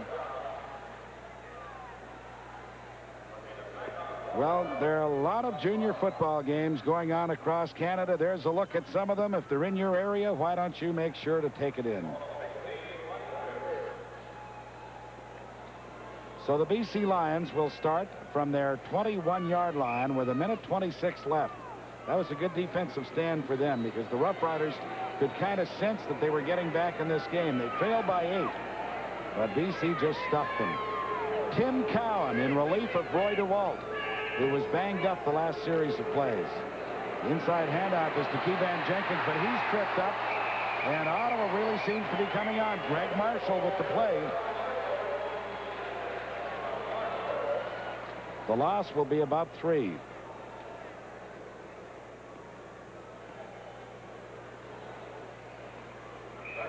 Tim Cowan, not overly impressive so far in 1986 in limited playing ability. Really only thrown 43 passes, completed 19 for a 44% completion rate.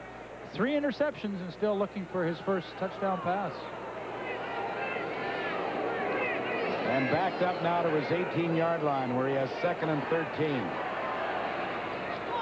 Well, he threw that one looking for Sandusky, but you know what, Leaf? He had to readjust the way he was going to throw the football. He had to deliver it more sidearm than over the top because of the rush. Yeah, that's a good point. You really picked it out well. So once again, a good defensive stand by the Ottawa Rough Riders, and as they did the last time they had the football on offense, they should start around midfield. And Leaf, the Lions will go the rest of the game without slot back Jan Carinci. He has pulled quadriceps. He did it on a kickoff. Oh, they are sore, too. You get those, and that's a very tender area. But, I mean, you have to be very concerned if you're both these coaches. These guys are dropping like flies. Well, about the only thing you hope for is it's an import, so they're easier to get in. Butts takes it at the 54-yard line and then backs up to his own 54. So he'll actually lose a yard or 2, depending upon where they spot it. Paul Nastasiuk, number 36, was down as you take a look at Jan Carinci. A Toronto boy who went to Maryland and ended up having a fine career there. I saw him play in a postseason bowl game where he was really outstanding. Territorial pick by the Argonauts in 1981, and I'm sure, as everybody knows across Canada, part of the big trade this year that took him to the BC Lions. Todd Dillon fires it out to Lester Brown, and there's a play that Ottawa hasn't used, I don't believe, tonight, but we saw them previously this year where they just chewed up the defense doing so. But there's the gun to signify the end of the 3rd quarter of play. It's the BC Lions 21, the Ottawa Rough Riders 13. We'll return with the 4th quarter in a moment. back in to quarterback the Rough Riders. But if he gets hit many more times like that, we're going to see Todd Dillon again, because Larry Crawford was one of many who was there.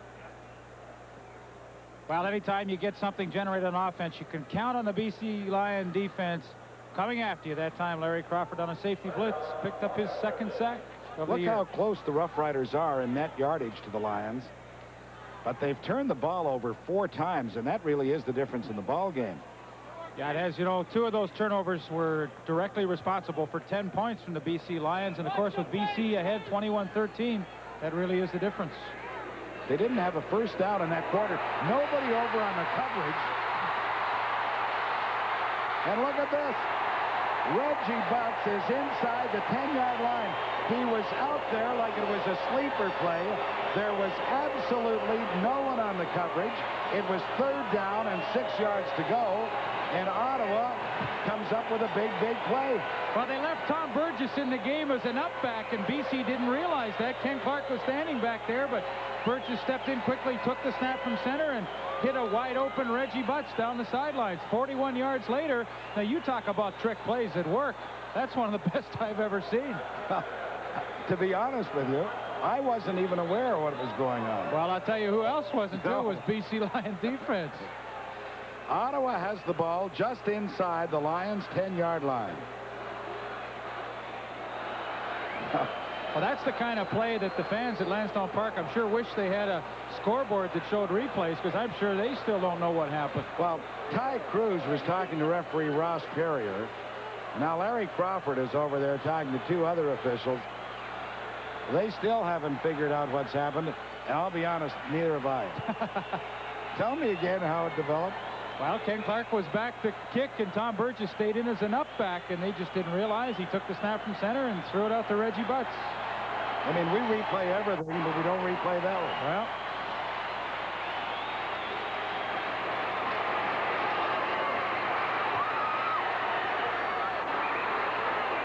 Well, Burgess, under a tremendous amount of pressure, just actually threw the ball away. it's big number 78, Walter Ballard, the right defensive end for the BC Lions, who Don Matthews said yesterday was probably the unsung hero of that team so far this year. The big statistics are not there, only 3 sacks, but he has really been making plays like this all year long, and this will not go up in the defensive statistics really other than a knockdown pass, but he does his job. I think I mentioned it. If I did not, the Lions did not have a first down in the 3rd quarter. And now back in is Todd Dillon. Dillon throws. And the Riders are down to about the 2-yard line because Clorindo Grilly made the catch and made a good run to get down that close. Now it's 3rd down again. Well, he had to dump it off. He had no one downfield. Clorindo Grilly does the best he can, but he just can't get into the end zone with that swarming defense. Well, what do you do? Well, you see, in this instance, I would go for the field goal, but they're going to go for the touchdown. That's why I guess when I keep applying for head coaching jobs, I never get them. They don't return the phone calls. No. Well, it's got the crowd buzzing, I'll tell you. Oh, yeah. 3rd and goal from the 2. Burgess in at quarterback. Looks, throws, no good. Mike Hudson couldn't hang on to it in the end zone. Look at Keith Gooch. He's happy. He covered him like a blanket. Well, we'll come back and talk about that play with the BC Lions leading at 21-13. We're going to break away for a moment. Well, here's the 3rd down gamble. Tom Burgess looking for Mike Hudson deep in the end zone. He makes a great effort to come up with it, but, well, that would have been an unbelievable catch. Kind of interesting, though, Pat. You and I were talking at the commercial break why early in the game you don't go for it. Now, when you got a sure 3 points, you decide to go for it. I don't know. Roy DeWalt is back in at quarterback. The handoff goes to Keevan Jenkins. And, boy, Keevan did a nice job running that football. If he doesn't have the first down, he's very close to it. Well, he just keeps bouncing off tackles.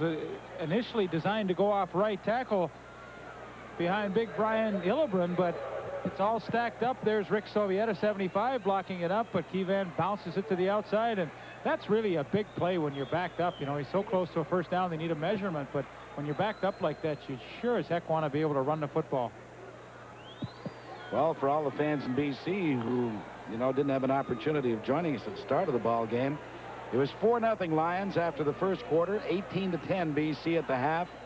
It's 21-13 right now with 12 minutes and 47 seconds left to play in the fourth quarter, and that probably is the most important statistic next to the score. 5 turnovers by Ottawa, none by the Lions.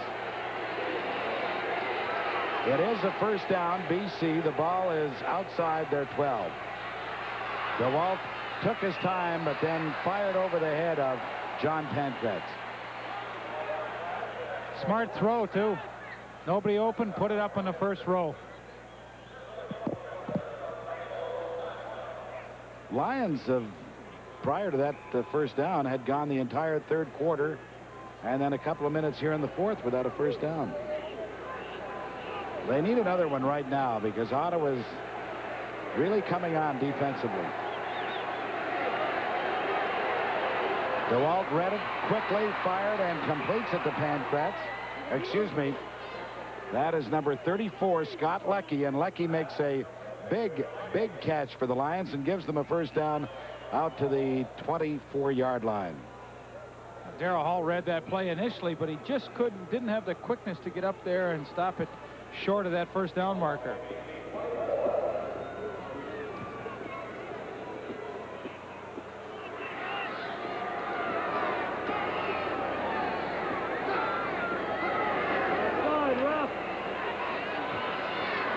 Catch again by Scott Leckie, and the Guelph University graduate is over the 35 to the 38-yard line. It'll be another first down. Treg Songi made the tackle for the Rough Riders. Scott Leckie, the 4th pick in the 1986 draft for the BC Lions. And, you know, in the Canadian Football League draft, when you get somebody as good as Scott Leckie in the 4th round, you've done a good job scouting. Well, Leaf and I were talking to Scott before the ball game, and he said that, first of all, it was a thrill being drafted by the Lions, but he tried as hard as he could, but he didn't think he'd make the club. Now he's made it, and he really is in 7th heaven living in Vancouver. The 3rd straight pass intended for Scott Leckie. He made a valiant try for that one, but it just bounced off his hands. Born in New York City, but grew up in Collingwood and is a graduate of Guelph University. Just could not hang on, gave it a great try. Of course, he's in the game because Jan Carinci injured, pulled quadricep muscles. Jan had a couple of touchdowns before he had to leave the game, but a great opportunity for young Scott Leckie to get some playing time and some experience. Lions have done a great job moving this ball out from the shadow of their goalposts. They have a second down again, however. DeWalt throws. Look at this. Wide open is Keevan Jenkins. And Keevan is finally forced out. But a big play as Mike McIntyre, who had to come from the safety spot, gets over there to force him out of bounds, but he picks up 42 yards. Well, how about the block by number 21, John Pankratz, to really turn him loose? He gets the block on number 36, Treg Songi, right there, and boy, it's clear sailing for Keevan Jenkins. Boy, that's such a plus if you get the rest of the receiving corps trying their hardest to make an extra block to spring somebody loose. 10:40 left to play in the fourth quarter. 8-point lead for the Lions on the move at the Ottawa 32. DeWalt throws. Oh, good catch at about the 10 or 11-yard line. The reception made by Jim Sandusky. Sandusky's one of those Brian Kelly type receivers, and very meticulous, excellent moves, good footwork on his patterns. That time against the newcomer Treg Songi, number 36, the cornerback. He ran a post corner, took him 3 steps into the middle and broke back to the corner, completely turned him around, and Roy DeWalt threw a strike. Well, the Lions continue to lead it 21-13, but they're banging on the door for more. We'll find out how they make out when we come back in a moment. The Tom Burgess is the man who was in the last series. But right now, let's concentrate on that BC Lions offense. They have possession of the football at the Ottawa 11-yard line with a first down. Well, I know you're excited. Well, it's been a really good football game. And 23,000 are enjoying it here. And the Ottawa fans will enjoy that one because they were able to contain Keevan Jenkins after a pickup of only a yard or two. Not a bad call down there to go to the draw play. Of course, Ottawa defense probably expecting pass on that situation.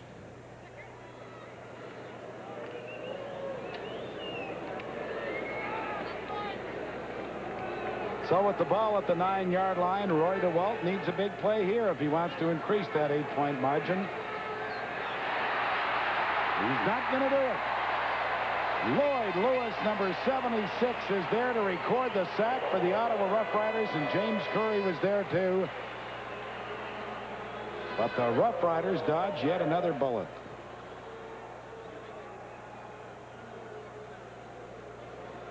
But it'll bring Louis Pasaglia back out onto the field. Louis had a couple of short field goals tonight, and this one will just be a chip shot for him as well from 27 yards out. And what an opportune time for their 4th sack.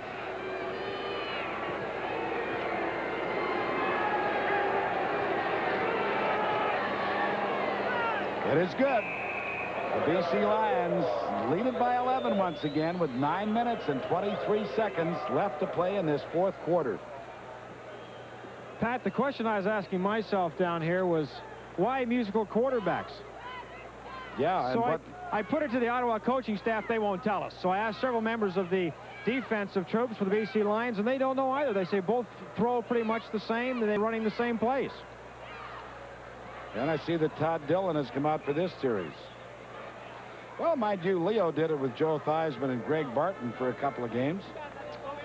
Next Friday night, the Ottawa Rough Riders, doesn't get any easier for them. They have to travel to Winnipeg to play the Winnipeg Blue Bombers. Dale Isaac, Frank Rigney, Al McCann, they'll be along to bring you all the action from that game. Friday Night Football on CTV. Dillon's pass. Grilly's got it. Florindo Grilly is inside the BC 45-yard line to about the 43. Well, this is a youngster who's starting his first game for the Rough Riders, and you had to know he'd be nervous. The first 2 plays he completely botched up, but watch this one. Well, excellent concentration. That's the matchup they want. A middle linebacker covering a 4'6", 40 inside receiver, Florindo Grilly, and he makes a nice catch. And Todd Dillon, doesn't really matter who's in a quarterback for the Rough Riders tonight. They're getting a pretty good job.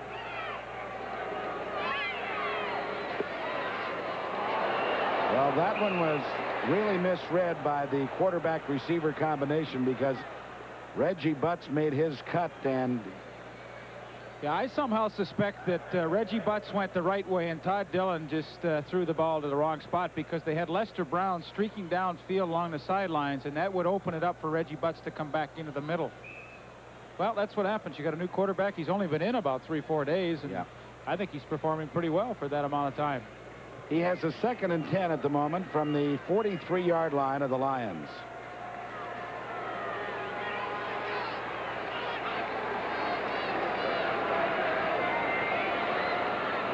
The escape valve was Lester Brown on that play, but unfortunately for Todd Dillon, he threw the ball too high for him to get it.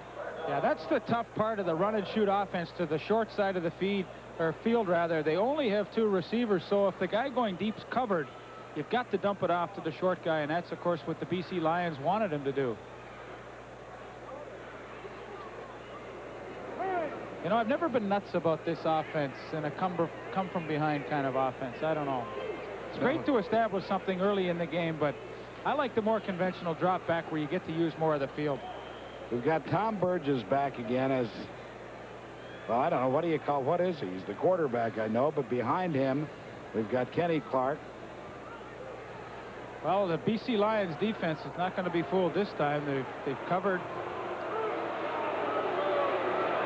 Glenn Jackson is coming limping off the field.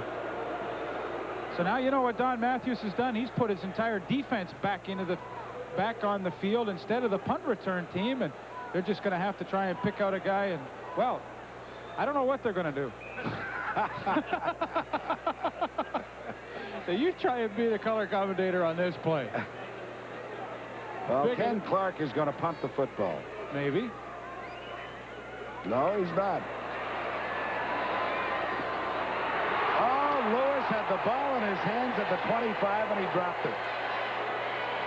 I mean, that was well executed, and Mark Lewis has made 7 catches tonight for 148 yards, but he couldn't come up with this one. You know, the beauty of this is if there's real pressure, he can still flip it back to Ken Clark, and he can punt it on the run if he has to. He chose to throw, of course, to Mark Lewis, and he should have had it. Simple as that.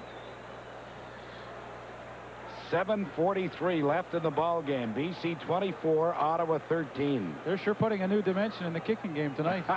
Well, of course, they're terrified to kick it to Darnell Clash. Maybe that's it. Cowan is back in the ball game for the Lions at quarterback. He hands the ball off to Keevan Jenkins. And there was a late hit there by Mike McIntyre. Yeah, I was sure a flag was going to fly there, but they chose to let it pass by. Keevan picked up about 4 yards. It's 2nd and 6.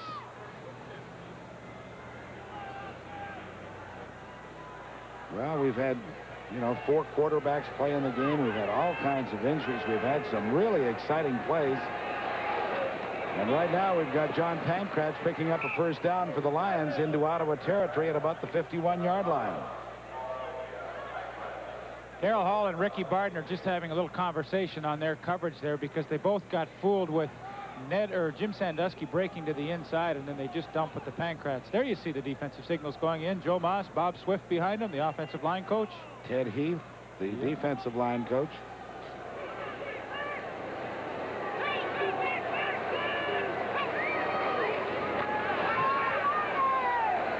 Well, these Lions are really fighting now, though. They're, they can smell their 7th victory of the year. A guy like John Henry White, really tough in the old crunch. He comes through every time. Well, this is the nice thing about a veteran club. They've won a Grey Cup. They've played well for many, many years now. And when it gets down to the nitty-gritty, these guys can come through for you. Lions have the ball at the Ottawa 40-yard line.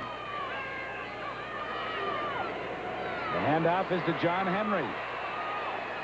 And White is inside the 30 to about the 28-yard line, and he should have another BC first down, and does. Well, he broke the tackle of number 34, Steve Harrison. Picked up a first down. John Henry, we told you earlier, last week, his first 100-yard rushing game of his career. Let's go to Dan. Pat, Roy DeWall is sitting on the bench, and they were looking at his back earlier when he got sandwiched, but right now he has a sprained thumb in his throwing hand. Boy, it really has been a very, very injury-riddled game. Cowan's pass over the head of the intended receiver, Scott Leckie. Well, these guys, the big horses out there, are really slow to get up now after every play. They've been really doing some head banging on those offensive and defensive lines. Brian Hillebrand, 61, he's limping back to the huddle. Boy, Illy's been around a long time. Let me just double-check him. Well, you must have played. 9 years. Oh, yeah, I played with him in Saskatchewan. He was a product of the Regina Junior Rams. Came up with Bob Poley. Bob now the center with Calgary Stampeders. It's 2nd down and 10 yards to go from the 28-yard line. John Henry White. He was grabbed from behind by James Curry as he got to about the 25-yard line. And what he's done, he's moved the ball right in the middle of the field, and we will see Louis Passaglia to see if he can make it a 14-point game.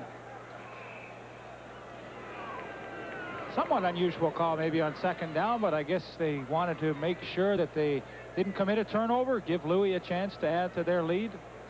Well, he's tried 3 field goals tonight from 11 yards, from 13, and from 27. He's been good on all of them. This one will come from about 33 yards. Brian Hillebrand, we told you he was limping on the last play. I guess it took its toll now because he's down and doesn't look too happy.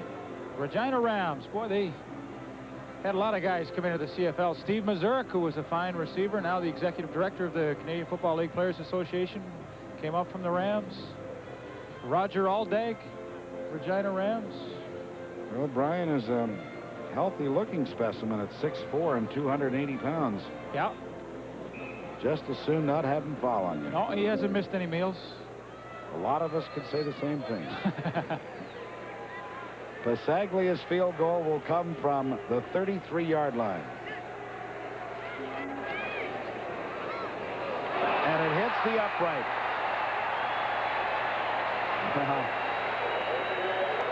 The Ottawa fans are excited about it. The Lions obviously aren't, because the score holds at 24-13 in favor of BC, and we'll be back in just a moment. 300 million Europeans are enslaved behind the barbed wire of the Iron Curtain. Today's Soviet communists have invaded Afghanistan just as the Nazis blitzkrieged Poland. This August 23rd, citizens throughout Canada and the Western world will remember the Soviet-Nazi Friendship Pact. Wear a black ribbon on August 23rd to honor those who have lost their precious freedom and to cherish ours. Help promote peace with freedom. For more details, watch your local newspaper.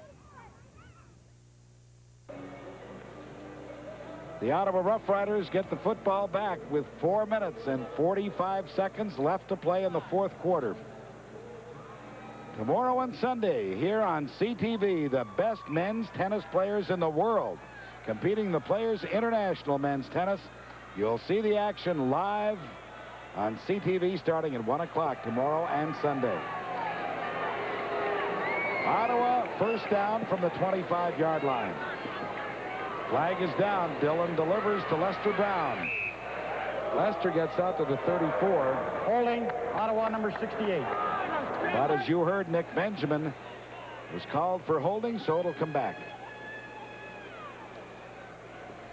Well, this is the stage where you just cannot have any kind of penalty to retard your progress down the field. 4 minutes, 25 seconds remaining. They've got to have good things happen to them, not penalties.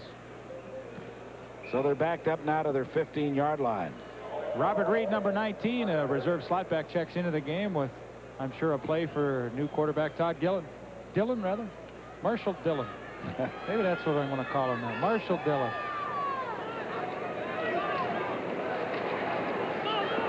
Darnell Clash was just waiting for that one. That's an easy interception for Darnell, because Dillon simply didn't get the ball to a breaking Mark Lewis. Darnell Clash just moved in underneath it, made the interception, and you can turn out the lights.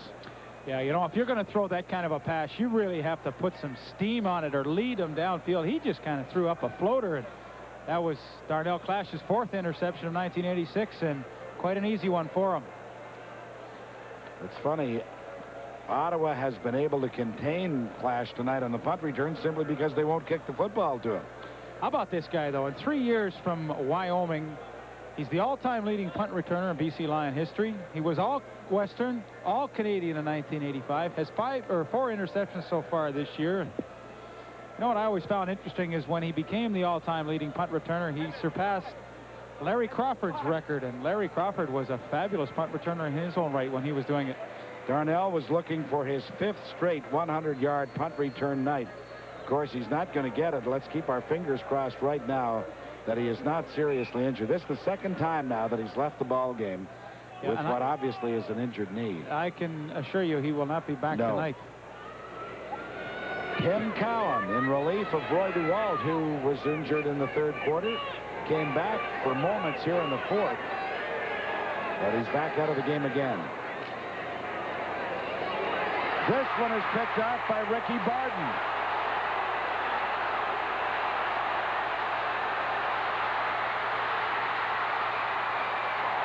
Barden is inside the 40 to the 38-yard line.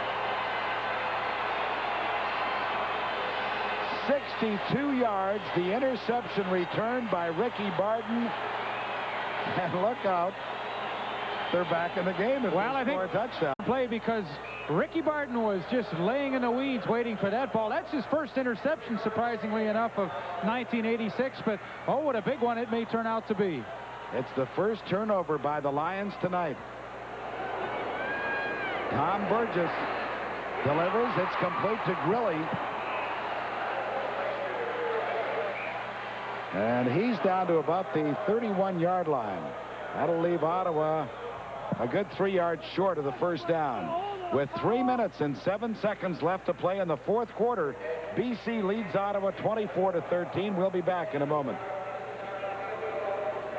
13, Ottawa with possession of the football at the BC 30-yard line. It's 2nd down, 3 yards to go. You know now that Ottawa is playing 3-down football They trail 24-13. So let's see what happens on 2nd and 3.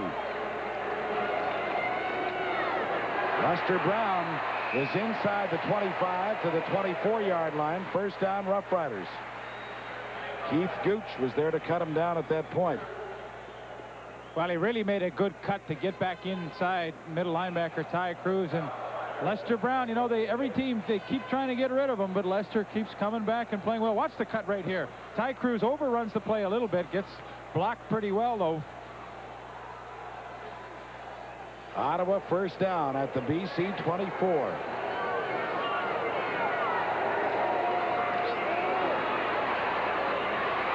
The pass is caught by Grilly at the 10-yard line.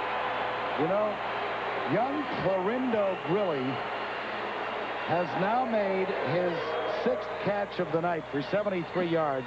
There was another Ottawa receiver that wore 26, a fellow by the name of Whit Tucker. Well, he runs a good pattern there. Yeah, Look, he does. He gets Nelson Martin's hips turned, and that's what you want to do to a defensive back. But how about the courage of Tom Burgess? He had Glenn Jackson breathing down his neck and stepped up and threw a strike. From the 10-yard line, Burgess on the roll, throws, and it's complete again to Grilly. Inside the 5 to the 4. Now, the Lions obviously don't want to give up any points, but they're making Ottawa work for them, and at the same time, the clock is moving. And should the Rough Riders score a touchdown here, it's going to be very difficult for them to get the ball back because they need more than one touchdown. It's 24-13.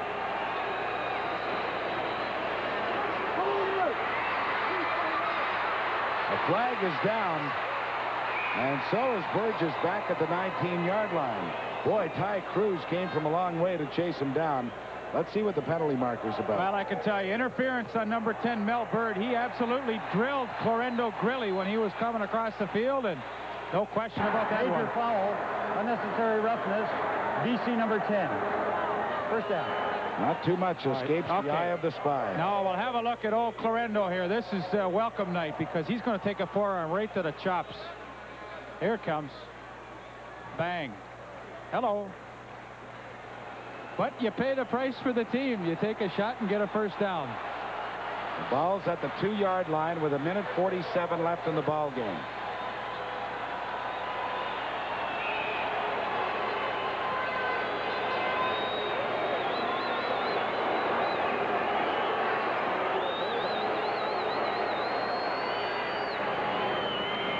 Lester Brown does not get in.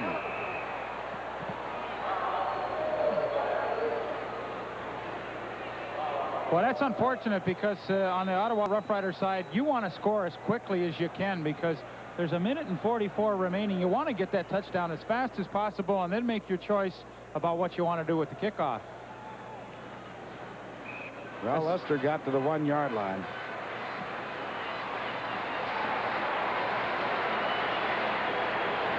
Well, you watch big number 32, Jim Reed. Wherever he goes, I bet you the ball goes. Well, it's true. Lester Brown in for the touchdown. That makes it 24-19. Now you got to go for the 2 points because you'll cut it back to 3 then. Pretty good surge by the offensive line of the Ottawa Rough Riders. Roger Catlin, Nick Benjamin along that right side. A good lead block from 32, Jim Reed. And Lester Brown gets into the end zone. His second touchdown tonight. Well, it was that big 62-yard interception by Ricky Barton that set the whole thing up. 1:28 left to play in the 4th quarter. BC leading it at the moment by 5 points, but Ottawa to go for a 2-point conversion.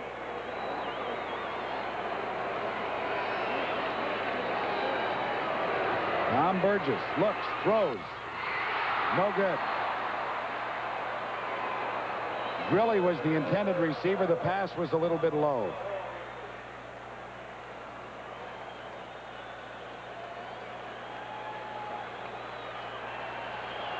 Well, you're going to have a look. It would have been a good catch, but You know, doggone it, you've got to come up with these in crucial spots. I know it would have been tough, but I really do think that's a catchable ball. No, but look at this now. The Ottawa crowd really applauding the Rough Riders, despite the fact that in all probability they're going to lose the football game, but they've been entertained tonight. Oh, this has been an extremely entertaining game.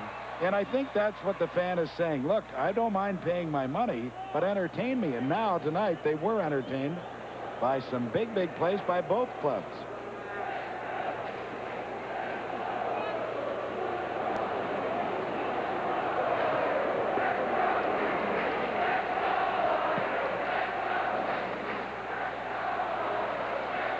(24-19), BC leads it. Keevan Jenkins and Jim Sandusky are back.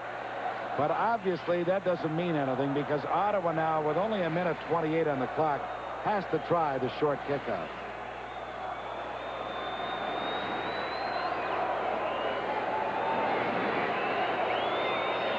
Ottawa lost the game here to the Montreal Alouettes a couple of weeks back when the Owls scored 2 touchdowns very late in the football game.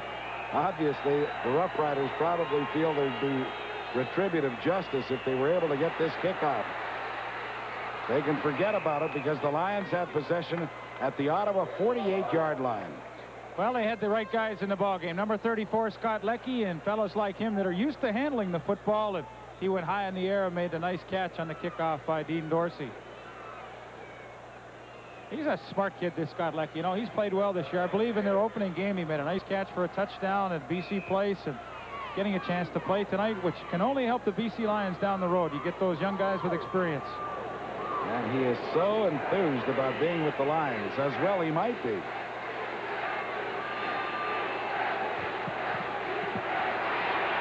Keevan trying to get outside.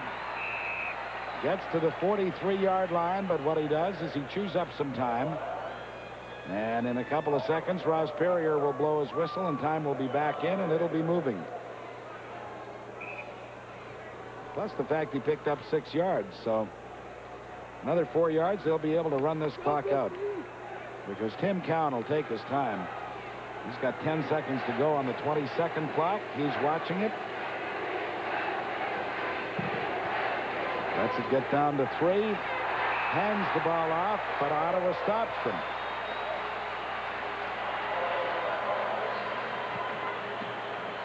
The ball carrier was Keevan Jenkins. He gets maybe a yard.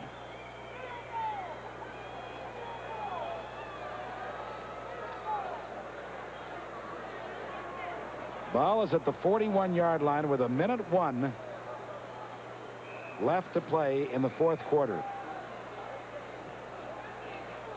Once again, Brian Hillebrand, number 61, the injured BC Lion. And don't be surprised if Ottawa Rough Riders don't call a timeout here if Louis Pasaglia will let that clock run out and take the penalty, because punting from the Ottawa 40-yard line makes no difference whether he punts from the 40 or the 45.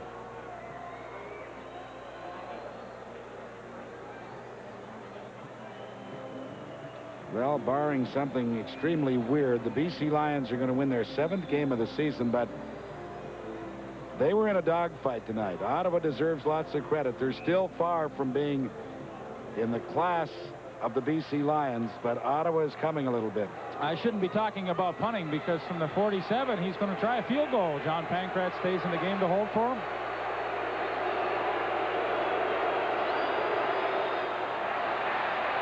It's wide. And Ricky Barton will let that one go right through the end zone. Ottawa will have a first down at their 35-yard line with 38 seconds left to play. What a heads-up play by Ricky Barton. Let that ball go through. And actually, they'll get the single, but they'll bring it out to where the ball was snapped, so it comes out to the 40-yard line. This field goal, if it's inside the 35, comes to the 35. If it's outside where it's snapped, it comes back to the original line of scrimmage. So Tom Burgess in the ball game has some pretty good room to operate from.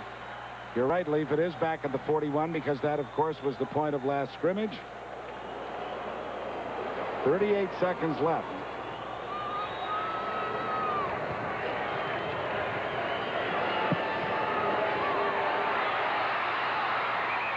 They rule an incompleted pass as Burgess was going through the throwing motion, but the Lions really blitzed him on that occasion, wanted to put some pressure on him, and did it. The 11-year veteran from Simon Fraser, Glenn Jackson, came from the backside on the blitz, fought off the block of Lester Brown and got in for the pressure. Glenn Jackson, to me, really epitomizes BC football. I mean, he's played hard every game that he's ever worn the uniform. He's really been successful, as the franchise has been for the last number of years. That was Jackson again. Now, Mike Gray will be called for a face masking penalty, but the man who made that play was a blitzing Glenn Jackson. It sure was. You know, I honestly believe that... Major foul, face mask, BC number 77. I honestly believe that Michael Gray did not do that intentionally. You know, Tom Burgess tried to duck underneath him, and that was just what Michael Gray was able to grab onto, and I don't think it was intentional at all. But what it does is it moves the yardsticks for the Rough Riders, and look where it puts the ball, at midfield. 15 big ones. With 29 seconds left. Ottawa's trailing 25-19.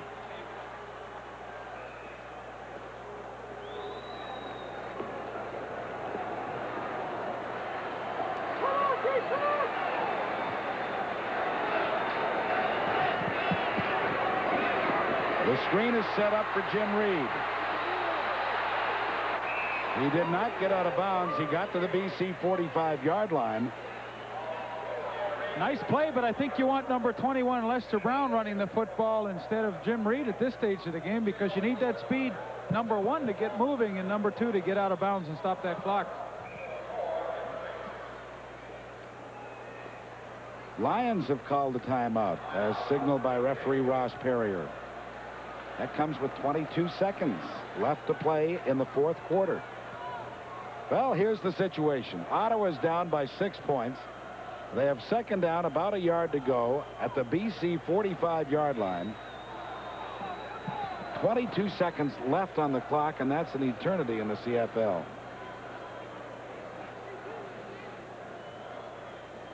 A very, very good football game. Close all the way. 4-0 at the end of the first quarter. 18-10 at the half. 21-13, all in favor of BC. And now, there it is with 22 seconds left on the clock.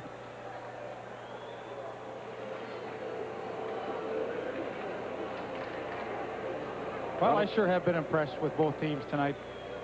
Yeah, and so have the 23,000-plus fans here at Lansdowne Park. I think it's encouraging to see young Tom Burgess develop tonight. The heat was on. Todd Dillon could be the quarterback of the future for the Ottawa Rough Riders. Of course, the valuable backup experience that the BC Lions have in Tim Cowan, although he did not have a super outstanding game, he was able to come in and not make any errors. Except one. Yeah, well, the one. He threw to Ricky Barden. Well, it's deep down and downfield, you know, and that's the kind of interception that you really are not going to lose any sleep over, I don't think.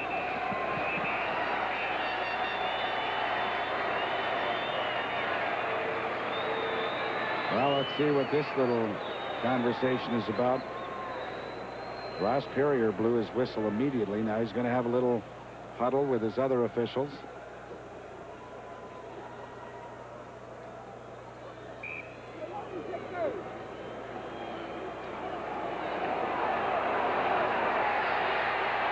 Ottawa's let this clock run down to 13 seconds before they snap the ball.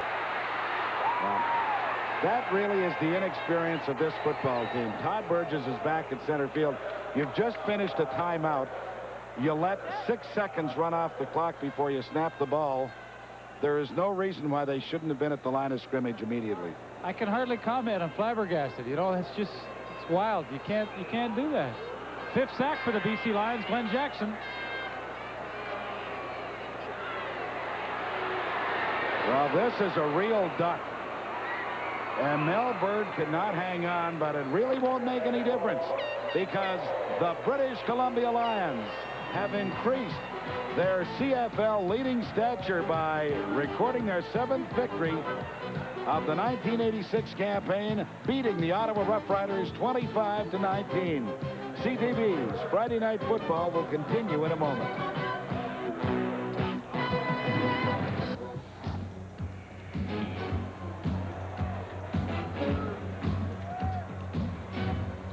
And now the Carling O'Keefe Sports offensive and defensive game stars as selected by our broadcast crew.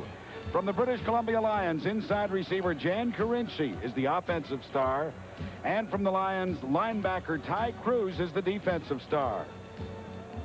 Each of tonight's stars will receive a Royal Canadian Mint 1 ounce solid gold coin presented by Nikon. For once-in-a-lifetime shots, the Nikon Touch, the simplest Nikon 35mm ever. Get the Nikon One Touch. And by Tilly, bringing together quality and creativity in all of their products. This is CTV's Friday Night Football.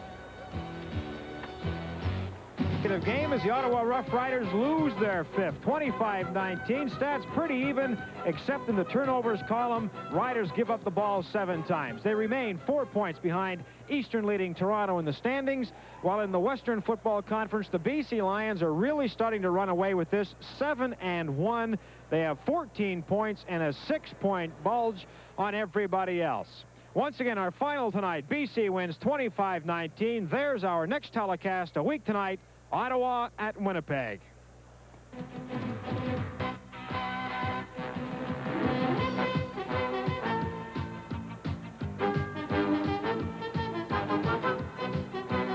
This program is copyright and is strictly intended for the private use of our audience. Any reproduction, retransmission, or rebroadcast without the express written consent of the CTV television network is strictly prohibited.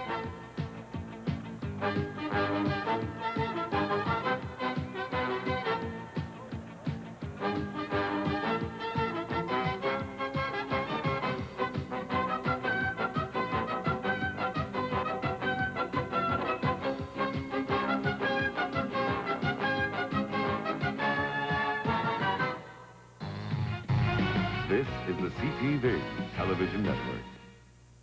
Both the hometown Eskimos and visiting Winnipeg Blue Bombers shared identical 4-2 records, second place in the Western Conference. But tonight the Eskimos showed that they are definitely number 2 alone as they smashed the Bombers 33-5. First time the Eskimos touched the ball, a minute 30 into the game. Tom Richards gathers in a Winnipeg punt and rambles 77 yards upfield and into the end zone for the touchdown, and the Eskimos are up 7-0.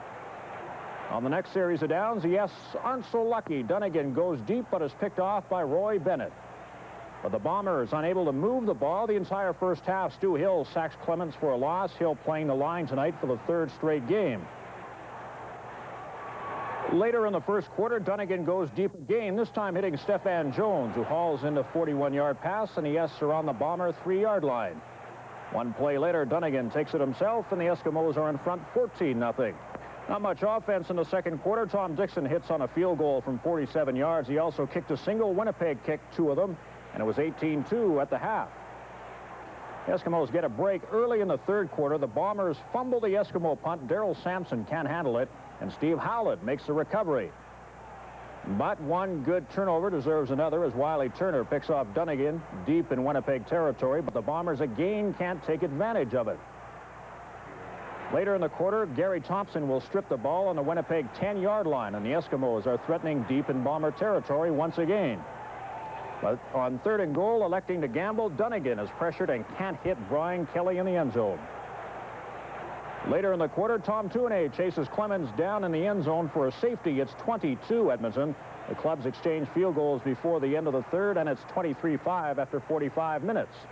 In the fourth quarter, a few more nails in the coffin. It's 26-5 Eskimos when Dunnigan airs it out to Marco Sinkar, who gets away with some interference on this play and brings the ball to the Bomber 14-yard line.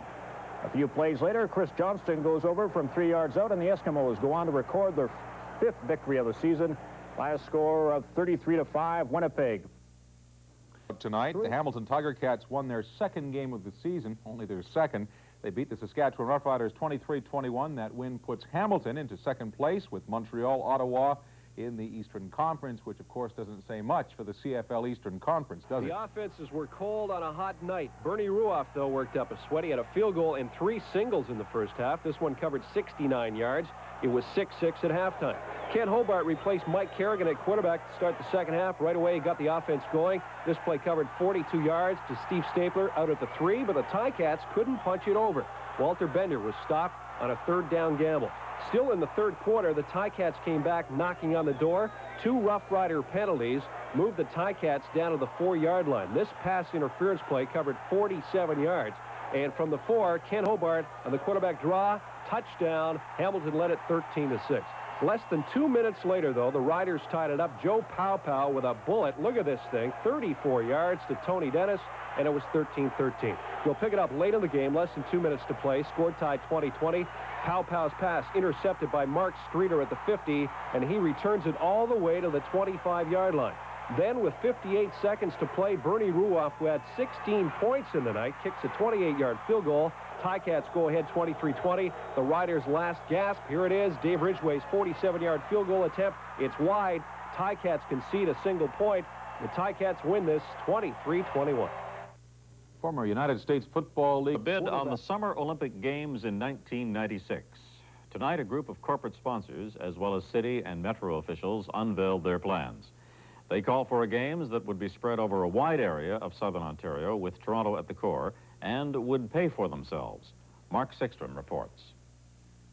The 1984 Summer Games in Los Angeles created a surplus of more than $250 million, and profit has been an Olympic ideal ever since. A group of Toronto businessmen believe they can duplicate the LA approach. The cover says OKTO 100.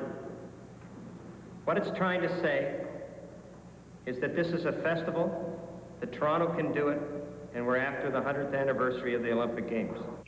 Like Peter Uberoth, Henderson wants to attract millions of dollars in corporate sponsorships and demand hundreds of millions for the broadcast rights. And like Los Angeles, Toronto is proposing to stage most of the events in existing stadiums and arenas, like Exhibition Park and Maple Leaf Gardens. The opening and closing ceremonies would be held in the new Dome Stadium. It was the immense cost of new facilities that created the $3.5 billion deficit in Montreal. And I have to be very careful because I represent the government of Canada. I have to be very careful that this is going to be a success and that the Canadian taxpayers aren't going to be hit with some sort of a deficit. I am convinced at this stage that there isn't going to be a deficit, just as there isn't going to be a deficit in Calgary.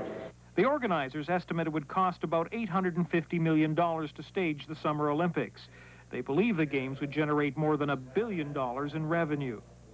A formal go-ahead from Toronto City Council is expected on Monday. They then must get the approval of the Canadian Olympic Association and the International Olympic Committee. It'll be 1990 before Toronto knows whether its bid is successful. Strong competition is expected from Athens, Greece, but the organizers say it will be North America's turn to hold the Games in 1996. Mark Sickstrom, CTV News, Toronto. Back in this series. On the gridiron, for the most part, 1986 football season has seen the BC Lions building up a string of victories with the best defense in the CFL and a so-so offense. Well, tonight at BC Place Stadium, with almost 50,000 fans in attendance, the Calgary Stampeders cashed in on costly fumbles and miscues for a solid 30-14 victory. It's the first time that the Stamps have beaten a Western Division opponent this season, and it lets the first-place Leos know that they've got to play better both ways if they want to go all the way. 20, a screen pass to John Henry White. He goes 37 yards. Roy DeWalt fires a 22-yard touchdown pass to John Pankratz. It's 7-0. Stampeders nearly came right back, but Rick Johnson overthrows a wide-open Ray Alexander, 7-3. The next time Calgary had the ball, Johnson lays it out for Jamie Harris. Stampeders TD, they lead 10-7. DeWalt finds Jim Sandusky open. He wasn't caught till he gained 50 yards. DeWalt 7 for 7. Kevan Jenkins scored a touchdown from 3 yards out. Lions were back in front, 14-10. Lions in the shotgun. DeWalt fumbles deep in his own territory. Vince Goldsmith picked it up for an easy touchdown, 17-14 Stamps. Ray Alexander gets deep behind Andre Francis. He was replacing the injured Darnell Clash. Play covered 45 yards. It took the Stampeders 3 cracks from the one. Gary Allen finally going over, 24-14 Calgary at the half.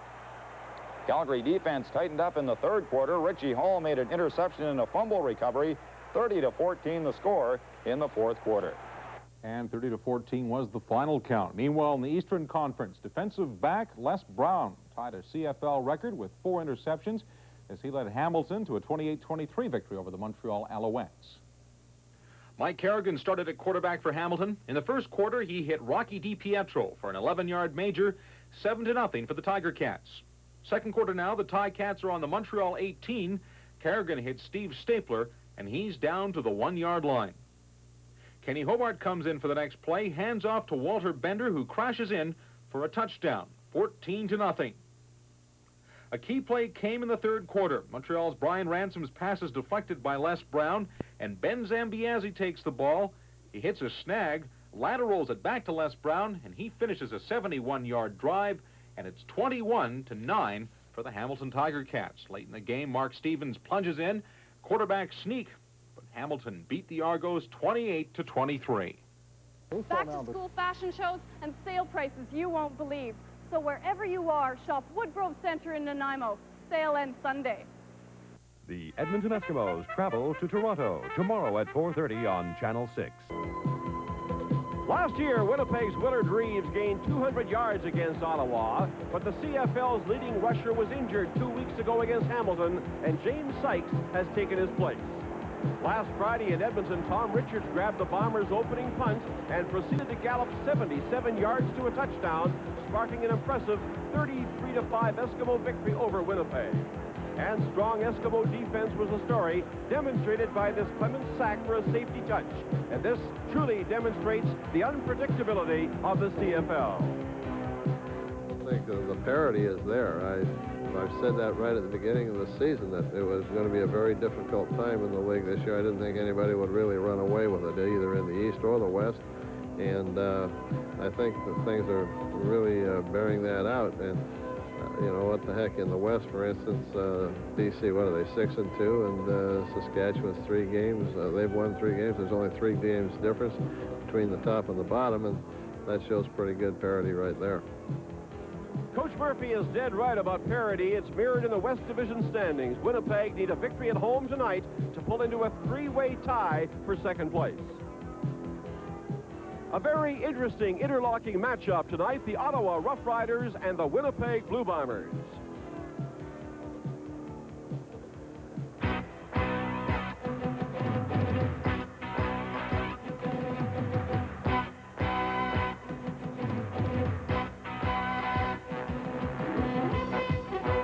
Live from the Winnipeg Stadium in Winnipeg, it's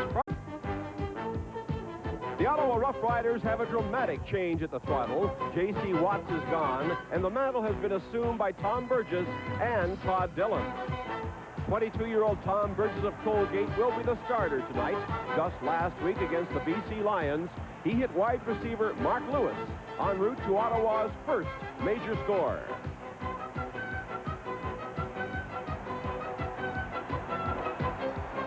24-year-old Todd Dillon has super credentials.